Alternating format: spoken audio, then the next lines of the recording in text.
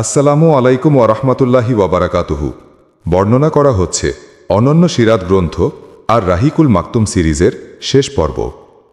বিদায় ইয়া রাসূলাল্লাহ সাল্লাল্লাহু আলাইহি ওয়াসাল্লাম। আল্লাহর দ্বীনের দাওয়াত পূর্ণতা লাভ করেছে, আরব জাহান এখন ইসলামের সম্পূর্ণ নিয়ন্ত্রণে। এ সময় রসুল সাল্লাল্লাহু আলাইহি ওয়াসাল্লামের চিন্তা চেতনা, অনুভব অনুভূতি, বাহ্যিক আচার আচরণ ও কথাবার্তায় এমন সব নিদর্শন প্রকাশ পেতে লাগল, যা থেকে স্পষ্টতই বোঝা যাচ্ছিল যে তিনি এ পৃথিবীর অধিবাসীদের শীঘ্রই বিদায় জানাবেন। উদাহরণস্বরূপ বলা যায় যে 10ম হিজরির রমজান মাসে নবী সাল্লাল্লাহু আলাইহি ওয়াসাল্লাম 20 দিন এতেকাফ পালন করেন, অথচ অন্যান্য রমজানে পালন করতেন 10 দিন। হজরত জিব্রাইল আলাইহিসসাল্লাম এবছর নবী সাল্লাল্লাহু আলাইহি ওয়াসাল্লামকে সমগ্র কুরআন শরীফ দুবার পাঠ করে শোনালেন। নবী সাল্লাল্লাহু আলাইহি ওয়াসাল্লাম বিদায় হজ্জের ভাষণে বলেছিলেন, আমি জানি না, সম্ভবত এ বছরের পর এই জায়গায় তোমাদের সাথে আমি আর কখনো মিলিত হতে পারব না। জামরায়ে আকাবার কাছে তিনি বলেন, আমার কাছ থেকে হজ্জের নিয়মাবলী শিখে নাও, কেননা আমি এ বছরের পর সম্ভবত আর কখনো হজ করতে পারব না। আইয়ামি তাশরিকের মাঝামাঝি অর্থাৎ 10, 11, 12 জিলহজের সময়ে সূরা নসর নাজিল হয়েছিল। এরপর তিনি বুঝে ফেলেছিলেন যে এবার এ দুনিয়া থেকে তার বিদায় নেয়ার পালা। এই সূরা নাজিল হওয়া মানে হচ্ছে তার মৃত্যুবরণের একটা আগাম ইত্তেলা দেয়া। একাদশ হিজরির সফর মাসের শুরুতে নবী সাল্লাল্লাহু আলাইহি ওয়াসাল্লাম উহুদ প্রান্তরে গমন করেন। সেখানে তিনি শহীদানদের জন্য এমনভাবে দোয়া করেন যেন জীবিতরা মৃতদের কাছ থেকে বিদায় গ্রহণ করছে। এরপর ফিরে এসে তিনি মিম্বারে বসে বললেন, আমি তোমাদের কর্মতৎপরতার আমির এবং তোমাদের জন্য সাক্ষী। আল্লাহর শপথ, আমি এখন আমার হাউজ অর্থাৎ হাউজে কাউসার দেখতে পাচ্ছি। আমাকে সমগ্র বিশ্বজাহাল এবং এর ধন ভাণ্ডারের চাবি প্রদান করা হয়েছে। আল্লাহর শপথ, আমি এ আশঙ্কা পোষণ করি না যে তোমরা আমার পরে শিরক করবে, বরং এ আশঙ্কা করছি যে তোমরা দুনিয়ার ব্যাপারে বাড়াবাড়ি করবে। একদিন মধ্যরাতে রসুল সাল্লাল্লাহু আলাইহি ওয়াসাল্লাম জান্নাতুল বাকির কবরস্থানে যান এবং সেখানে মুর্দাদের জন্য দোয়া করেন। সে দোয়ায় তিনি বলেন, হে কবরবাসীরা, তোমাদের প্রতি সালাম। মানুষ যে অবস্থায় রয়েছে তার চেয়ে তোমরা যে অবস্থায় রয়েছ তা তোমাদের জন্য শুভ হোক। ফিতনা আধার রাতের অংশের মতো একের পর এক চলে আসছে, পরবর্তীরা পূর্ববর্তীদের চেয়ে মন্দ। এরপর কবরবাসীদের এ সুখবর প্রদান করেন যে আমিও তোমাদের সাথে এসে মিলিত হব। অসুখের শুরু। একাদশ হিজরির সফর মাসের 29শে সফর রবিবার নবী সাল্লাল্লাহু আলাইহি ওয়াসাল্লাম জান্নাতুল বাকিতে একটি জানাজায় অংশগ্রহণ করেন। ফেরার পথে মাথা ব্যথা শুরু হয় এবং উত্তাপ এত বেড়ে যায় যে মাথায় বাঁধা পট্টির উপর দিয়েও তাপ অনুভব করা গেছে। এটা ছিল মরণ অসুখের শুরু। তিনি এই অসুস্থ অবস্থায় 11 দিন নামাজ পড়ান। অসুখের মোট মেয়াদ ছিল 13 অথবা 14 দিন। বিদায়ী সপ্তাহ। রাসূল সাল্লাল্লাহু আলাইহি ওয়াসাল্লাম ক্রমেই দুর্বল হয়ে পড়ছিলেন। এই সময় তিনি পবিত্র সহধর্মিণীদের কাছে জিজ্ঞাসা করতেন যে আমি আগামীকাল কোথায় থাকব, আমি আগামীকাল কোথায় থাকব। নবী সাল্লাল্লাহু আলাইহি ওয়াসাল্লামের এ জিজ্ঞাসার তাৎপর্য তারা সহধর্মিণীরা বুঝে ফেললেন। তাই তারা বললেন, আপনি যেখানে থাকতে ইচ্ছা করেন হে রাসূল সাল্লাল্লাহু আলাইহি ওয়াসাল্লাম, সেখানেই থাকবেন। এরপর তিনি হজরত আয়েশা রাদিয়াল্লাহু আনহুর ঘরে স্থানান্তরিত হন। স্থানান্তরের সময় হজরত ফজল ইবনে আব্বাস এবং হজরত আলী ইবনে আবি তালেব রাদিয়াল্লাহু আনহু প্রিয় নবীকে ভর দিয়ে নিয়ে গেলেন। নবী সাল্লাল্লাহু আলাইহি ওয়াসাল্লামের মাথায় পট্টি বাঁধা, পবিত্র চরণযুগল মাটিতে হেঁচড়ে যাচ্ছে। এ অবস্থায় তিনি হজরত আয়েশা রাদিয়াল্লাহু আনহুর ঘরে স্থানান্তরিত হন এবং জীবনের শেষ সপ্তাহ সেখানেই কাটালেন। হজরত আয়েশা রাদিয়াল্লাহু আনহু রাসূল সাল্লাল্লাহু আলাইহি ওয়াসাল্লামের কাছ থেকে শিক্ষা করা দোয়াসমূহ পাঠ করে নবী সাল্লাল্লাহু আলাইহি ওয়াসাল্লামের পবিত্র দেহে ফুঁ দিতেন এবং বরকতের আশায় তার পবিত্র হাত নিজের দেহে ফেরাতেন। মৃত্যুর 5 দিন আগে। মৃত্যুর 5 দিন আগে চাহার সোমবার অর্থাৎ বুধবার নবী সাল্লাল্লাহু আলাইহি ওয়াসাল্লামের দেহের উত্তাপ অস্বাভাবিক বেড়ে যায়। এতে তার কষ্ট বাড়ে, তিনি জ্ঞান হারিয়ে ফেলেছিলেন। এ সময় তিনি বললেন, বিভিন্ন কূপের 7 মশক পানি আমার উপর ঢালো, যেন আমি লোকদের কাছে গিয়ে ওসিয়ত করতে পারি।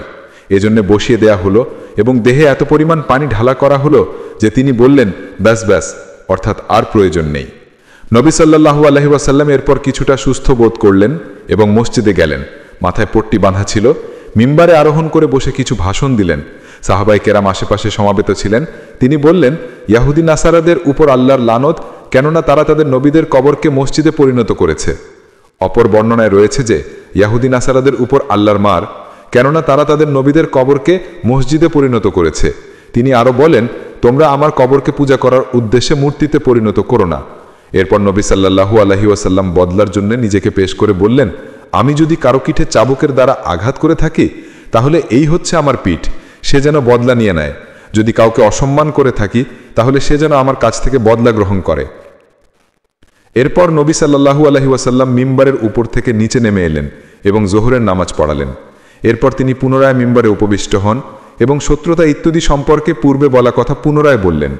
একজন লোক বললেন, আপনার কাছে আমি 3 দিরহাম পাওনা রয়েছি। নবী সাল্লাল্লাহু আলাইহি ওয়াসাল্লাম ফজল ইবনে আব্বাস রাদিয়াল্লাহু আনহুকে সেই ঋণ পরিশোধের আদেশ দিলেন। এরপর প্রিয় নবী সাল্লাল্লাহু আলাইহি ওয়াসাল্লাম আনসারদের সম্পর্কে ওসিয়ত করলেন। তিনি বললেন, আমি তোমাদেরকে আনসারদের ব্যাপারে ওসিয়ত করছি, কেননা তারা আমার অন্তর ও কলিজা। তারা নিজের জিম্মাদারি পূর্ণ করেছে, কিন্তু তাদের অধিকারসমূহ বাকি রয়ে গেছে। কাজেই তাদের মধ্যেকার নেককারদের গ্রহণ করবে এবং বদকারদের ক্ষমা করবে। অপর একটি বর্ণনায় রয়েছে যে তিনি বলেন, মানুষ বাড়তে থাকবে কিন্তু আনসারদের সংখ্যা কমতে থাকবে, এমনকি তারা খাবারের লবণের পরিমাণের মতো হয়ে যাবে। কাজেই তোমাদের মধ্যেকার যারা কোনো লাভজনক বা ক্ষতিকারক কাজে দায়িত্ব পাবে তারা আনসারদের মধ্যেকার নেককারদের গ্রহণ করবে এবং বদকারদের ক্ষমা করবে। নবী সাল্লাল্লাহু আলাইহি ওয়াসাল্লামের পর বললেন, একজন বান্দাকে আল্লাহ তাআলা এখতিয়ার দিয়েছেন যে বান্দা ইচ্ছা করলে দুনিয়ার শান শৌকত থেকে যা চাইবো আল্লাহ তাকে দেবেন, অথবা আল্লাহর কাছে যা কিছু রয়েছে তা থেকে যা কিছু ইচ্ছা নিতে পারবে। সেই বান্দা আল্লাহর কাছে যা রয়েছে তা গ্রহণ করার ইচ্ছা ব্যক্ত করেছে। হযরত আবু সাঈদ খুদরি রাদিয়াল্লাহু আনহু বর্ণনা করেন যে একথা শোনার পর হযরত আবু বকর সিদ্দিক রাদিয়াল্লাহু আনহু কাঁদতে শুরু করেন এবং বললেন, আমি নিজের মা বাপ সহ আপনার উপর কুরবান যাচ্ছি। একথা শুনে আমরা অবাক হয়ে বললাম যে এই বুড়োকে দেখো, রাসূল সাল্লাল্লাহু আলাইহি ওয়াসাল্লাম তো একজন বান্দা সম্পর্কে বলছিলেন যে আল্লাহ তাআলা একজন বান্দাকে এখতিয়ার দিয়েছেন, সেই বান্দা দুনিয়ার শান শৌকত থেকে যা ইচ্ছা গ্রহণ করতে পারেন অথবা আল্লাহর কাছে যা রয়েছে তা থেকে যা ইচ্ছা গ্রহণ করতে পারেন। অথচ এই বুড়ো বলছে, আমি নিজের মা বাপ সহ আপনার উপর কোরবান যাচ্ছি। কিন্তু কয়েকদিন পরে এটা সবার কাছে স্পষ্ট হয়ে পড়ে যে আল্লাহ তাআলা যে বান্দাকে এখতিয়ার দিয়েছেন তিনি ছিলেন স্বয়ং রাসূল সাল্লাল্লাহু আলাইহি ওয়াসাল্লাম। সেদিন এটাও কারো বুঝতে বাকি থাকেনি যে হযরত আবু বকর রাদিয়াল্লাহু আনহু হচ্ছেন আমাদের মধ্যেকার সবচেয়ে জ্ঞানী ব্যক্তি। এরপর রাসূল সাল্লাল্লাহু আলাইহি ওয়াসাল্লাম বললেন, বন্ধুত্ব এবং অর্থ সম্পদের ত্যাগ স্বীকারে আমার প্রতি সবচেয়ে বেশি এহসান রয়েছে আবু বকরের। যদি আমি আমার প্রতিপালক ব্যতীত অন্য কাউকে খালিল বা বন্ধু হিসেবে গ্রহণ করতাম তবে আবু বকরকেই গ্রহণ করতাম। কিন্তু তার সাথে ইসলামী ভ্রাতৃত্ব ও ভালোবাসার সম্পর্ক বিদ্যমান। মসজিদে কোনো দরজা যেন খোলা রাখা না হয়, সকল দরজা যেন বন্ধ করা হয়, শুধু আবু বকরের দরজা বন্ধ করা যাবে না। মৃত্যুর 4 দিন আগে, রাসূল সাল্লাল্লাহু আলাইহি ওয়াসাল্লামের ওফাতের 4 দিন আগে বৃহস্পতিবার তিনি খুবই কষ্ট পাচ্ছিলেন। সেই সময় তিনি বললেন, আমি তোমাদের একটি লিখন লিখে দিচ্ছি, এরপর তোমরা কখনো গুমরাহ হবে না। সেই সময় ঘরে কয়েকজন লোক উপস্থিত ছিলেন, তাদের মধ্যে হযরত ওমরও ছিলেন। তিনি বললেন, আপনি অসুখে খুবই কষ্ট পাচ্ছেন এবং আমাদের কাছে পবিত্র কোরআন রয়েছে, আমাদের জন্য এই কেতাবই যথেষ্ট। এ কথা শুনে ঘরে উপস্থিত সাহাবাদের মধ্যে মতভেদ দেখা দিল। কেউ কেউ বললেন, নবী সাল্লাল্লাহু আলাইহি ওয়াসাল্লাম যা লিখে দিতে চাইছিলেন তা লিখিয়ে নেওয়া হোক। কেউ কেউ বলছিলেন, না দরকার নেই, হযরত ওমর যা বলছেন সেটাই ঠিক। মতভেদ একসময় কথা কাটাকাটিতে পরিণত হল এবং শোরগোল বেড়ে গেল। রাসূল সাল্লাল্লাহু আলাইহি ওয়াসাল্লাম বিরক্ত হয়ে বললেন, তোমরা আমার কাছ থেকে উঠে যাও। সেদিনই নবী সাল্লাল্লাহু আলাইহি ওয়াসাল্লাম 3টি ব্যাপারে ওসিয়ত করলেন। প্রথমত, ইহুদিন, নাসারা এবং মুশরিকদের জজিরাতুল আরব থেকে বের করে দেবে। দ্বিতীয়ত, আগন্তুক প্রতিনিধি দলের সাথে আমি যেরকম ব্যবহার করতাম সেরকম ব্যবহার করবে। তৃতীয় কথাটি বর্ণনাকারী ভুলে গেছেন। সম্ভবত নবী সাল্লাল্লাহু আলাইহি ওয়াসাল্লাম কোরআন সুন্নাহ দৃঢ়ভাবে আঁকড়ে ধরা অথবা উসামা বাহিনী প্রেরণের কথা বলেছেন, অথবা তিনি বলেছিলেন নামাজ এবং তোমাদের অধীনস্থ অর্থাৎ দাস দাসীদের প্রতি খেয়াল রাখবে। রাসূল সাল্লাল্লাহু আলাইহি ওয়াসাল্লামের অসুখের তীব্রতা সত্ত্বেও ওফাতের 4 দিন আগে অর্থাৎ বৃহস্পতিবার পর্যন্ত সকল নামাজে তিনি ইমামতি করেন। সেদিনের মাগরিবের নামাজেও তিনি ইমামতি করেছিলেন। সেই নামাজে তিনি সূরা মুরসালাত পাঠ করেন। এশার সময় রোগ এত বেড়ে গেল যে মসজিদে যাওয়ার শক্তি রইল না। হযরত আয়েশা রাদিয়াল্লাহু বলেন, নবী সাল্লাল্লাহু আলাইহি ওয়াসাল্লাম জিজ্ঞাসা করলেন, লোকেরা কি নামাজ আদায় করে ফেলেছে? আমরা বললাম, জি না হে রাসূল সাল্লাল্লাহু আলাইহি ওয়াসাল্লাম, ওরা আপনার জন্য অপেক্ষা করছে। রাসূল সাল্লাল্লাহু আলাইহি ওয়াসাল্লাম বললেন, আমার জন্য পাত্রে পানি লাও। আমরা তাই করলাম। তিনি গোসল করলেন, এরপর উঠতে চাইলেন কিন্তু বেহুশ হয়ে গেলেন। জ্ঞান ফিরে এলে জিজ্ঞাসা করলেন, লোকেরা কি নামাজ আদায় করে ফেলেছে? তাকে জানানো হলো যে, জি না হে রসুল সাল্লাল্লাহু আলাইহি ওয়াসাল্লাম, ওরা আপনার জন্য অপেক্ষা করছে। এরপর দ্বিতীয় এবং তৃতীয়বার একই অবস্থা হলো। তিনি গোসল করলেন, এরপর উঠতে চাইলেন, কিন্তু বেহুশ হয়ে গেলেন। এরপর তিনি হযরত আবু বকরের কাছে খবর পাঠালেন যেন তিনি নামাজ পড়িয়ে দেন। এরপর নবী করিমের অসুস্থতার অন্য দিনগুলোতেও হযরত আবু বকর সিদ্দিকী নামাজ পড়ালেন। নবী সাল্লাল্লাহু আলাইহি ওয়াসাল্লামের জীবদ্দশায় হযরত আবু বকর সিদ্দিকী 17 ওয়াক্ত নামাজে ইমামতি করেছিলেন। হযরত আয়েশা রাদিয়াল্লাহু 3 অথবা 4 বার নবী সাল্লাল্লাহু আলাইহি ওয়াসাল্লামের কাছে এ মর্মে আরজ করেন যে ইমামতির দায়িত্ব হযরত আবু বকর ব্যতীত অন্য কাউকে দেয়া হোক। তিনি ভাবছিলেন লোকেরা হযরত আবু বকর সিদ্দিকের ব্যাপারে মন্দ ধারণা পোষণ না করুক। কিন্তু নবী সাল্লাল্লাহু আলাইহি ওয়াসাল্লাম প্রতিবারই সহধর্মিনীর আবেদন প্রত্যাখ্যান করে বলেন, তোমরা সবাই ইউসুফ আলাইহিস সালামের সাথীদের মতো হয়ে গেছো। আবু বকরকে আদেশ দাও যেন তিনি নামাজ পড়ান। মৃত্যুর দুদিন আগে শনি অথবা রোববার নবী সাল্লাল্লাহু আলাইহি ওয়াসাল্লাম কিছুটা সুস্থ বোধ করলেন। দুজন লোকের কাঁধে ভর দিয়ে জোহরের নামাজের জন্য মসজিদে গেলেন। সেই সময় হযরত আবু বকর সিদ্দিকী সাহাবাদের নামাজ পড়াচ্ছিলেন। রসুল সাল্লাল্লাহু আলাইহি ওয়াসাল্লামকে দেখে তিনি পেছনে সরে আসতে লাগলেন। নবী সাল্লাল্লাহু আলাইহি ওয়াসাল্লাম ইশারা করলেন যে পেছনে সরে আসার দরকার নেই। যাদের কাঁধে ভর দিয়ে নবী সাল্লাল্লাহু আলাইহি ওয়াসাল্লাম মসজিদে এসেছিলেন তাদের বললেন, আমাকে আবু বকরের পাশে বসিয়ে দাও। এরপর তাকে হযরত আবু বকরের ডান পাশে বসিয়ে দেওয়া হলো। হযরত আবু বকর সিদ্দিকী তখন নামাজে নবী করিম সাল্লাল্লাহু আলাইহি ওয়াসাল্লামের ইক্তেদা করছিলেন এবং সাহাবায়ে কেরামকে তাকবীর শোনাচ্ছিলেন। মৃত্যুর আর মাত্র একদিন আগে, ওফাতের একদিন আগে রবিবার, নবী সাল্লাল্লাহু আলাইহি ওয়াসাল্লাম তার সব দাসদাসীকে মুক্ত করে দিলেন। তার কাছে সেই সময় 7 দিনার ছিল, সদকা করলেন। তার অস্ত্রশস্ত্র মুসলমানদের হেবা করে দিলেন। রাতের বেলায় চোরাক জ্বালানোর জন্য হযরত আয়েশা সিদ্দিকা এক প্রতিবেশীর কাছ থেকে তেল ধার আনলেন। রসুল সাল্লাল্লাহু আলাইহি ওয়াসাল্লামের একটি বর্ম একজন ইহুদির কাছে 30 সাহ অর্থাৎ 75 কিলো জবের বিনিময়ে বন্ধক ছিল। হযরত ইউসুফ আলাইহিস সালামের ঘটনায় যেসব মহিলা আজিজ মেসারের স্ত্রীকে অভিযুক্ত করছিল তারা দৃশ্যত এরূপ করছিল, কিন্তু হযরত ইউসুফকে দেখে যখন তারা আঙুল কেটে ফেলল তখন বোঝা গেল যে ওরা সবাই হযরত ইউসুফের প্রতি নিবেদিত প্রাণ, অর্থাৎ তাদের মুখে এক মনে এক। এখানেও অবস্থা সেরকম। দৃশ্যত বলা হচ্ছিল যে হযরত আবু বকর সিদ্দিকের মন নরম। আপনার জায়গায় দাঁড়িয়ে নামাজ পড়াতে শুরু করলে কান্নার প্রকোপে কেরাত পাঠ করতে পারবেন না, কিন্তু মনে মনে ঠিকই কথা ছিল যে যদি খোদা না করুন রসুল করিম সাল্লাল্লাহু আলাইহি ওয়াসাল্লাম ইন্তেকাল করেন তাহলে হযরত আবু বকর সিদ্দিকী সম্পর্কে সবাই মন্দ ধারণা পোষণ করবে এবং তাকে অপয়া বলে অপবাদ দেবে। এসব কারণে হযরত আয়েশা সিদ্দিকার আবেদনের সাথে অন্যান্য নবী সহধর্মিনীরাও নবী করিম সাল্লাল্লাহু আলাইহি ওয়াসাল্লামের কাছে একই আবেদন জানান। এই কারণে নবী সাল্লাল্লাহু আলাইহি ওয়াসাল্লাম বলেন যে তোমরা সবাই হচ্ছ নবী ইউসুফের ভাইদের মতো। মহাজীবনের শেষ দিন। হযরত আনাস রাদিয়াল্লাহু বলেন, সেদিন ছিল সোমবার। মুসলমানরা ফজরের নামাজ আদায় করছিলেন। হযরত আবু বকর সিদ্দিকী ইমামতির দায়িত্বে ছিলেন। হঠাৎ নবী সাল্লাল্লাহু আলাইহি ওয়াসাল্লাম হযরত আয়েশা সিদ্দিকার হুজরার পর্দা সরালেন এবং সাহাবাদের কাতার বাঁধা অবস্থায় নামাজ আদায় করতে দেখে মৃদু হাসলেন।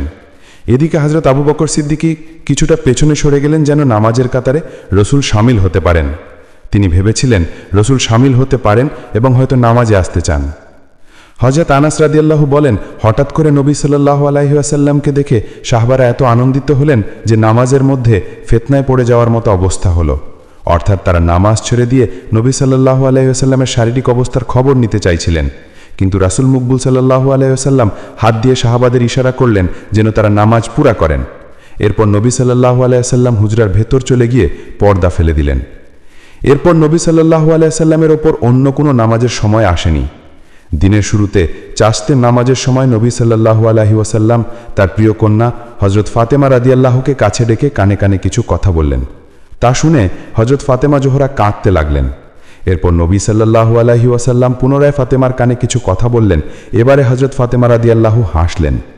হযরত আয়েশা সিদ্দিকা বলেন, পরবর্তী সময় আমি ফাতেমাকে তার কান্না ও হাসির কারণ জিজ্ঞাসা করলে তিনি বললেন, প্রথমবার নবী সাল্লাল্লাহু আলাইহি ওয়াসাল্লাম আমাকে বললেন এই অসুখেই আমার মৃত্যু হবে। এ কথা শুনে আমি কাঁদলাম। এরপর তিনি আমাকে কানে কানে বললেন, আমার পরিবার পরিজনের মধ্যে সর্বপ্রথম তুমিই আমার অনুসারী হয়ে পরলোকে যাবে। এ কথা শুনে আমি হাসলাম। নবী সাল্লাল্লাহু আলাইহি ওয়াসাল্লাম হযরত ফাতেমাকে এই সুসংবাদ প্রদান করেন যে তিনি হলেন বিশ্বের সকল মহিলাদের নেত্রী। সেই সময় রসুল সাল্লাল্লাহু আলাইহি ওয়াসাল্লামের যন্ত্রণার তীব্রতা দেখে হযরত ফাতেমা রাদিয়াল্লাহু হাঠাৎ বলে ফেললেন, হায় আব্বাজানের কষ্ট। এ কথা শুনে নবী সাল্লাল্লাহু আলাইহি ওয়াসাল্লাম বললেন, তোমার আব্বার আজকের পরে আর কোনো কষ্ট নেই। নবী সাল্লাল্লাহু আলাইহি ওয়াসাল্লাম হযরত হাসান ও হোসেন রাদিয়াল্লাহুকে ডেকে চুম্বন করলেন এবং তাদের ব্যাপারে কল্যাণের ওসিয়াত করলেন। সহধর্মিণীদের ডাকলেন এবং তাদেরকেও ওয়াজ নসিহাত করলেন। এদিকে কষ্ট ক্রমেই বাড়ছিল, বিষের প্রভাবও প্রকাশ পাচ্ছিল। খয়বরে তাকে এই বিষ খাওয়ানো হয়েছিল। নবী সাল্লাল্লাহু আলাইহি ওয়াসাল্লাম হযরত আয়েশা রাদিয়াল্লাহু আনহাকে বলতেন, হে আয়েশা, খয়বরে আমি যে বিষ মিশ্রিত খাবার খেয়েছিলাম তার প্রতিক্রিয়ার কষ্ট সব সময় অনুভব করছি। এখন মনে হচ্ছে সেই বিষের প্রভাবে যেন আমার ত্রাণের শিরা কাটা যাচ্ছে। নবী সাল্লাল্লাহু আলাইহি ওয়াসাল্লাম সাহাবায়ে কেরামের উদ্দেশ্যেও ওসিয়ত করেন। তাদের তিনি বলেন, আসসালাক আসসালাত ওয়ামা মালাকাত আইমানুকুম, অর্থাৎ নামাজ নামাজ এবং তোমাদের অধীনস্থ দাসদাসী। নবী সাল্লাল্লাহু আলাইহি ওয়াসাল্লাম একথা কয়েকবার উচ্চারণ করলেন। মৃত্যুকালীন অবস্থা, ওয়াফাতকালীন অবস্থা শুরু হলো। হযরত আয়েশা সিদ্দিকা রাদিয়াল্লাহু নবী সাল্লাল্লাহু আলাইহি ওয়াসাল্লামকে দেহে ঠেস দিয়ে ধরে রাখলেন। তিনি বলেন, আল্লাহর একটি নেয়ামত আমার উপর এই যে রাসূল সাল্লাল্লাহু আলাইহি ওয়াসাল্লাম আমার ঘরে আমার হিসেবের দিনে আমার কোলের ওপর শেষ নিঃশ্বাস ত্যাগ করেন। নবী সাল্লাল্লাহু আলাইহি ওয়াসাল্লামের ওয়াফাতের সময়ে আল্লাহ তাআলা নবী সাল্লাল্লাহু আলাইহি ওয়াসাল্লাম এবং আমার থুথু একত্রিত করেন। ঘটনা ছিল এই যে আব্দুর রহমান ইবনে আবু বকর রাদিয়াল্লাহু এসেছিলেন। সেই সময় তার হাতে ছিল মেসওয়াক। নবী সাল্লাল্লাহু আলাইহি ওয়াসাল্লাম আমার গায়ের উপর হেলান দিয়ে অবস্থায় ছিলেন। আমি লক্ষ্য করলাম যে নবী সাল্লাল্লাহু আলাইহি ওয়াসাল্লাম মেসওয়াকের প্রতি তাকিয়ে আছেন। আমি বুঝলাম যে তিনি মেসওয়াক চান। বললাম, আপনার জন্য নেব কি? তিনি মাথা নেড়ে ইশারা করলেন। আমি মেসওয়াক এনে চাকে দিলাম, কিন্তু শক্ত অনুভূত হলো। বললাম, আপনার জন্য নরম করে দেব? তিনি মাথা নেড়ে সম্মতি জানালেন। আমি দাঁত দিয়ে নরম করে দিলাম। এরপর তিনি বেশ ভালোভাবে মেসওয়াক করলেন। তার সামনে একটি পাত্রে পানি ছিল। তিনি হাত ভিজিয়ে চেহারা মুছছিলেন এবং বলছিলেন, লা ইলাহা ইল্লাল্লাহু, অর্থাৎ আল্লাহ তাআলা ব্যতীত কোনো মাবুদ নেই। মৃত্যু বড় কঠিন। মেসওয়াক শেষে নবী সাল্লাল্লাহু আলাইহি ওয়াসাল্লাম হাত অথবা আঙ্গুল তুললেন। এ সময় তার দৃষ্টি ছিল ছাদের দিকে। উভয় ঠোঁট তখনও নড়ছিল। তিনি বিড়বিড় করে কি যেন বলছিলেন। হযরত আয়েশা রাদিয়াল্লাহু মুখের কাছে কান পাতলেন। নবী সাল্লাল্লাহু আলাইহি ওয়াসাল্লাম তখন বলছিলেন, হে আল্লাহ তাআলা, নবী, সিদ্দিক, শহীদ ও সৎ ব্যক্তি যাদের তুমি পুরস্কৃত করেছ, আমাকে তাদের দলভুক্ত করো, আমাকে ক্ষমা করে দাও। হে আল্লাহ তাআলা, আমাকে মার্জনা করো, আমার উপর রহম করো এবং আমাকে রফিকে আলায় পৌঁছে দাও। হে আল্লাহ তাআলা, রফিকে আলা। নবী সাল্লাল্লাহু আলাইহি ওয়াসাল্লাম শেষ কথাটি 3 বার উচ্চারণ করেন। এরপর পরেই তার হাত ঝুঁকে পড়ল এবং তিনি পরম প্রিয়ের সমৃদ্ধে চলে গেলেন। ইন্না লিল্লাহি ওয়া ইন্না ইলাইহি রাজিউন, অর্থাৎ আমরা সবাই আল্লাহর জন্যে এবং তার কাছেই আমাদেরকে ফিরে যেতে হবে। এই ঘটনা ঘটেছিল একাদশ হিজরির 12ই রবিউল আউয়াল সোমবার চাশতের নামাজের শেষ সময়। নবী সাল্লাল্লাহু আলাইহি ওয়াসাল্লামের বয়স ছিল তখন 63 বছর 4 দিন। চারিদিকে শোকের ছায়া। হৃদয় বিদারকের শোক সংবাদ অল্পক্ষণের মধ্যেই চারিদিকে ছড়িয়ে পড়ল। মদিনার জনগণ শোকে অভিভূত হয়ে গেলেন। চারিদিকে ছেয়ে গেল শোকের কালো ছায়া।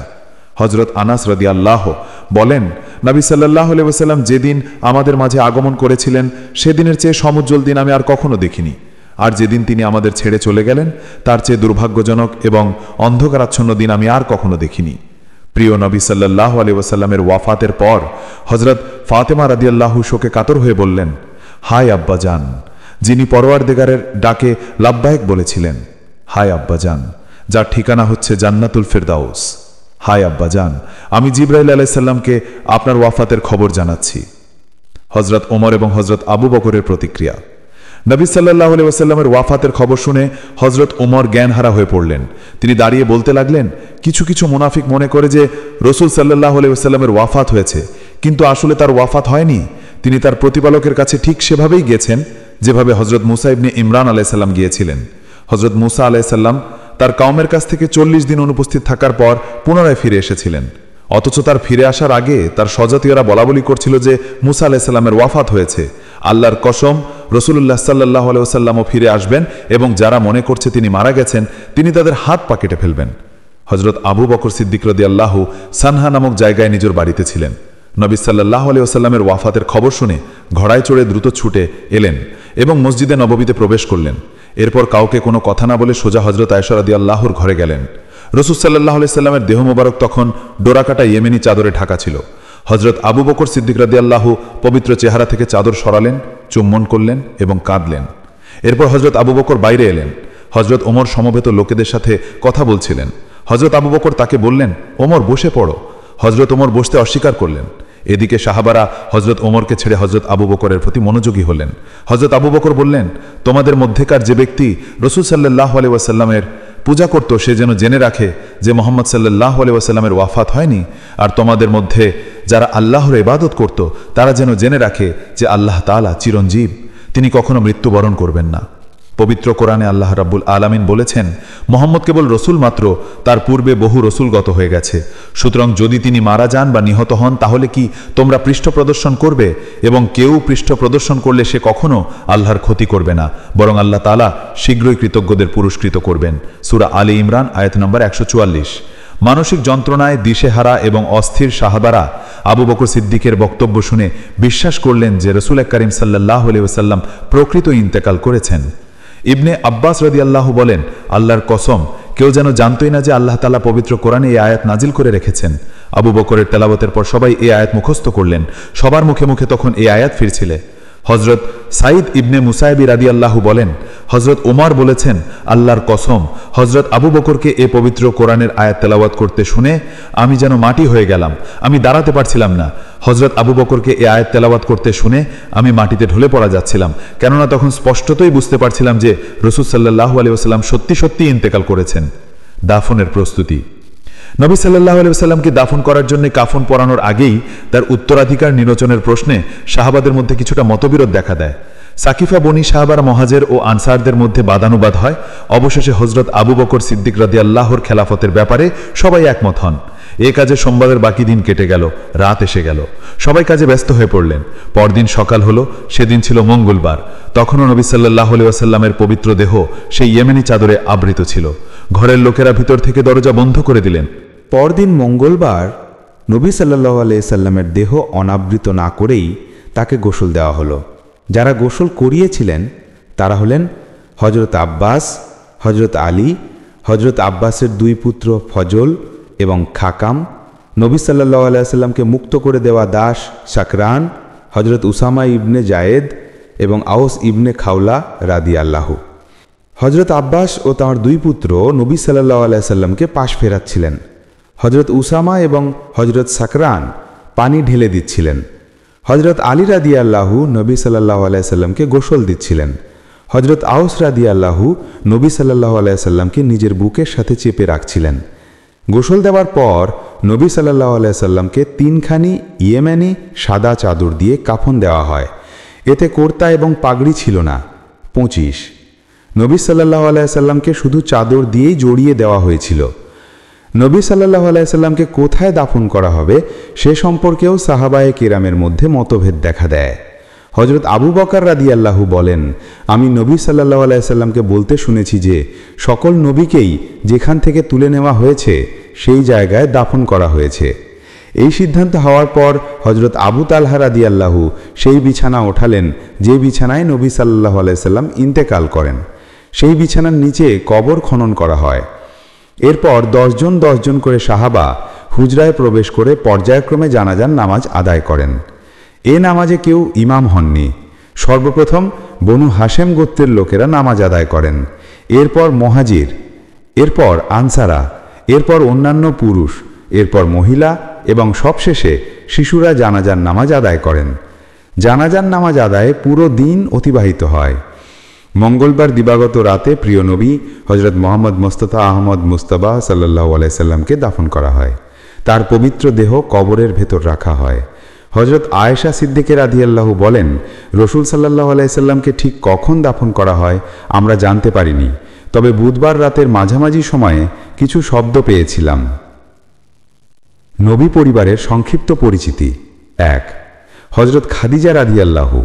হিজরতের আগে মক্কায় নবী সাল্লাল্লাহু আলাইহি সাল্লামের পরিবার ছিল নবী সাল্লাল্লাহু আলাইহি সাল্লাম এবং তার স্ত্রী হজরত খাদিজা রাদিয়াল্লাহু এর সমন্বয়ে গঠিত। এই বিয়ের সময় নবী সাল্লাল্লাহু আলাইহি সাল্লামের বয়স ছিল 25 এবং বিবি খাদিজার বয়স ছিল 40। হজরত খাদিজা রাদিয়াল্লাহু ছিলেন নবী সাল্লাল্লাহু আলাইহি সাল্লামের প্রথমা স্ত্রী। তার জীবদ্দশায় নবী সাল্লাল্লাহু আলাইহি সাল্লাম অন্য কোনো বিয়ে করেননি। নবী সাল্লাল্লাহু আলাইহি সাল্লামের সন্তানদের মধ্যে একমাত্র হজরত ইব্রাহিম ছাড়া অন্য সবাই ছিলেন বিবি খাদিজার গর্ভজাত। পুত্রদের মধ্যে কেউ জীবিত ছিলেন না, তবে কন্যারা জীবিত ছিলেন। তাদের নাম হচ্ছে হজরত জায়নাব, হজরত রোকাইয়া, হজরত উম্মে কুলসুম এবং হজরত ফাতেমা রাদিয়াল্লাহু। জায়নাবের বিয়ে হিজরতের আগে তার ফুফাতো ভাই হজরত আবুল আস ইবনে রবির সাথে হয়েছিল। রোকাইয়া এবং উম্মে কুলসুমের বিয়ে পর্যায়ক্রমে হজরত ওসমান রাদিয়াল্লাহু এর সাথে সম্পন্ন হয়। হজরত ফাতেমা রাদিয়াল্লাহু এর বিয়ে বদর এবং ওহুদ যুদ্ধের মাঝামাঝি সময় হজরত আলী ইবনে আবু তালেব রাদিয়াল্লাহু এর সাথে হয়। তাদের 4 সন্তান হলেন হজরত হাসান, হজরত হোসেন, হজরত জায়নাব এবং হজরত উম্মে কুলসুম রাদিয়াল্লাহু। রসুল সাল্লাল্লাহু আলাইহি সাল্লাম তার উম্মতের চেয়ে একটি স্বতন্ত্র বৈশিষ্ট্যের অধিকারী ছিলেন। তিনি বিভিন্ন উদ্দেশ্যের প্রেক্ষিতে 4টির বেশি বিয়ে করার অনুমতি পান। কথা সকলেরই জানা আছে। যে সকল মহিলার সাথে নবী সাল্লাল্লাহু আলাইহি সাল্লাম বিয়ে বন্ধনে আবদ্ধ হন তাদের সংখ্যা ছিল 11 জন। নবীর ইন্তেকালের সময় তাদের 9 জন জীবিত ছিলেন। 2 জন তার জীবদ্দশায় ইন্তেকাল করেন। এরা হলেন হজরত খাদিজা ও উম্মুল মাসাকিন হজরত জায়নাব বিনতে খুজায়মা রাদিয়াল্লাহু।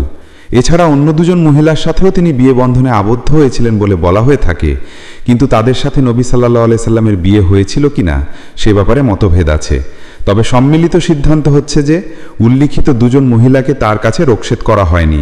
নিচে আমরা হজরত খাদিজার পর নবী সহধর্মিনীদের নাম এবং সংক্ষিপ্ত পরিচিতি পর্যায়ক্রমে তুলে ধরছি। 2. হজরত সাউদা বিনতে জামহা রাদিয়াল্লাহু।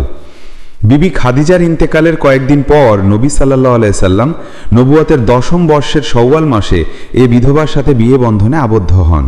উল্লেখ্য, এর আগে হজরত সাউদা তার চাচাতো ভাই সাকরান ইবনে আমরের সাথে বিয়ে বন্ধনে আবদ্ধ হয়েছিলেন। 3. হজরত আয়েশা বিনতে আবু বকর রাদিয়াল্লাহু। নবুয়তের 11 বর্ষের শওয়াল মাসে তার সাথে নবী সাল্লাল্লাহু আলাইহি সাল্লামের বিয়ে হয়, অর্থাৎ হজরত সাউদার সাথে বিয়ের 1 বছর পর এবং হিজরতের 2 বছর 5 মাস আগে। সে সময় হজরত আয়েশার বয়স ছিল মাত্র 6 বছর। হিজরতের 7 মাস পরে শওয়াল মাসের 1 তারিখে হজরত আয়েশাকে স্বামীর বাড়িতে পাঠানো হয়। সে সময় তার বয়স ছিল 9 বছর এবং তিনি ছিলেন কুমারী। হজরত আয়েশা রাদিয়াল্লাহু ব্যতীত অন্য কোনো কুমারী মেয়েকে নবী সাল্লাল্লাহু আলাইহি সাল্লাম বিয়ে করেননি। হজরত আয়েশা ছিলেন তার সবচেয়ে প্রিয় স্ত্রী। উম্মতে মুহাম্মদীর মধ্যে তিনি সর্বাধিক জ্ঞান সম্পন্ন ফকিহ ছিলেন। 4. হজরত হাফসা বিনতে ওমর রাদিয়াল্লাহু। তার প্রথম স্বামী ছিলেন খুনাইস ইবনে হুজাফা সাহামি রাদিয়াল্লাহু। বদর এবং ওহুদ যুদ্ধের মাঝামাঝি সময়ে তার স্বামী ইন্তেকাল করেন। এরপর নবী সাল্লাল্লাহু আলাইহি সাল্লাম 3রা হিজরি সালে তার সাথে বিয়ে বন্ধনে আবদ্ধ হন। 5. হজরত জায়নাব বিনতে খুজাইমা রাদিয়াল্লাহু। তিনি ছিলেন বনু হেলাল ইবনে আমের ইবনে সাসার সাথে সম্পর্কিত। গরিব মিসকিনদের প্রতি তার অসামান্য মমত্ববোধ এবং ভালোবাসার কারণে তাকে উম্মুল মাসাকিন উপাধি প্রদান করা হয়। তিনি ছিলেন হজরত আবদুল্লাহ ইবনে জাহাস রাদিয়াল্লাহু এর স্ত্রী। জঙ্গে উহুদে উক্ত সাহাবী শাহাদাত বরণ করেন। এরপর নবী সাল্লাল্লাহু আলাইহি সাল্লাম 4র্থ হিজরিতে তার সাথে বিয়ে বন্ধনে আবদ্ধ হন। 8 মাস নবী সাল্লাল্লাহু আলাইহি সাল্লামের স্ত্রী হিসাবে থাকার পর তিনি ইন্তেকাল করেন। 6. উম্মে সালামা হিন্দ বিনতে আবি উমাইয়া রাদিয়াল্লাহু। তিনি আবু সালামার স্ত্রী ছিলেন। 4র্থ হিজরির জামাদি উস-সানিতে তিনি বিধবা হন। একই হিজরি সালের শওয়াল মাসে রসুলে খোদা তার সাথে বিয়ে বন্ধনে আবদ্ধ হন। 7. জায়নাব বিনতে জাহাস ইবনে রিয়াব রাদিয়াল্লাহু। তিনি ছিলেন বনু আসাদ ইবনে খুজাইমা গোত্রের মহিলা এবং রসুলে খোদার ফুফাতো বোন। তার বিয়ে প্রথমে হজরত জায়েদ ইবনে হারিসার সাথে হয়েছিল। হজরত জায়েদকে মনে করা হতো রাসূলের ছেলের পথিদ, কিন্তু হজরত জায়েদের সাথে জায়নাবের বনিবনা হয়নি, ফলে হজরত জায়েদ তাকে তালাক দেন। জায়নাবের ইদ্দত শেষ হওয়ার পর আল্লাহ তাআলা রাব্বুল আলামিন এই আয়াত নাজিল করেন, অতঃপর জায়েদ যখন জায়নাবের সাথে বিয়ের সম্পর্ক ছিন্ন করল তখন আমি তাকে আপনার সাথে পরিণয় সূত্রে আবদ্ধ করলাম। সূরা আহজাব আয়াত 37। এ সম্পর্কে সূরা আহজাবে আরও কয়েকটি আয়াত নাজিল হয়েছে। এসব আয়াতে পালক পুত্র সম্পর্কিত বিতর্কের সুষ্ঠু ফয়সালা করে দেওয়া হয়েছে। বিস্তারিত আলোচনা পরে করা হবে। হজরত জায়নাবের সাথে 5ম হিজরি জিলকদ মাসে বা এর কিছু আগে রসুলের বিয়ে হয়। 8. জুয়াইরিয়া বিনতে হারেস রাদিয়াল্লাহু। তার পিতা ছিলেন খোজা গোত্রের শাখা বনু মোস্তালিকের সর্দার। বনু মোস্তালিকের যুদ্ধবন্দীদের সাথে হজরত জুয়াইরিয়াকেও হাজির করা হয়। তিনি হজরত সাবেদ ইবনে কয়েস ইবনে শাম্মাস রাদিয়াল্লাহু এর ভাগে পড়েছিলেন। হজরত সাবেদ রাদিয়াল্লাহু শর্ত সাপেক্ষে তাকে মুক্তি দেওয়ার কথা জানান। শর্ত হিসাবে নির্দিষ্ট পরিমাণ অর্থ প্রদানের কথা বলা হয়। রসুল সাল্লাল্লাহু আলাইহি সাল্লাম এই খবর জানার পর হজরত জুয়াইরিয়ার পক্ষ থেকে নির্ধারিত অর্থ পরিশোধ করে তার মুক্তির ব্যবস্থা করে তাকে বিয়ে করেন। এটা ৫ম হিজরি শাবান মাসের ঘটনা।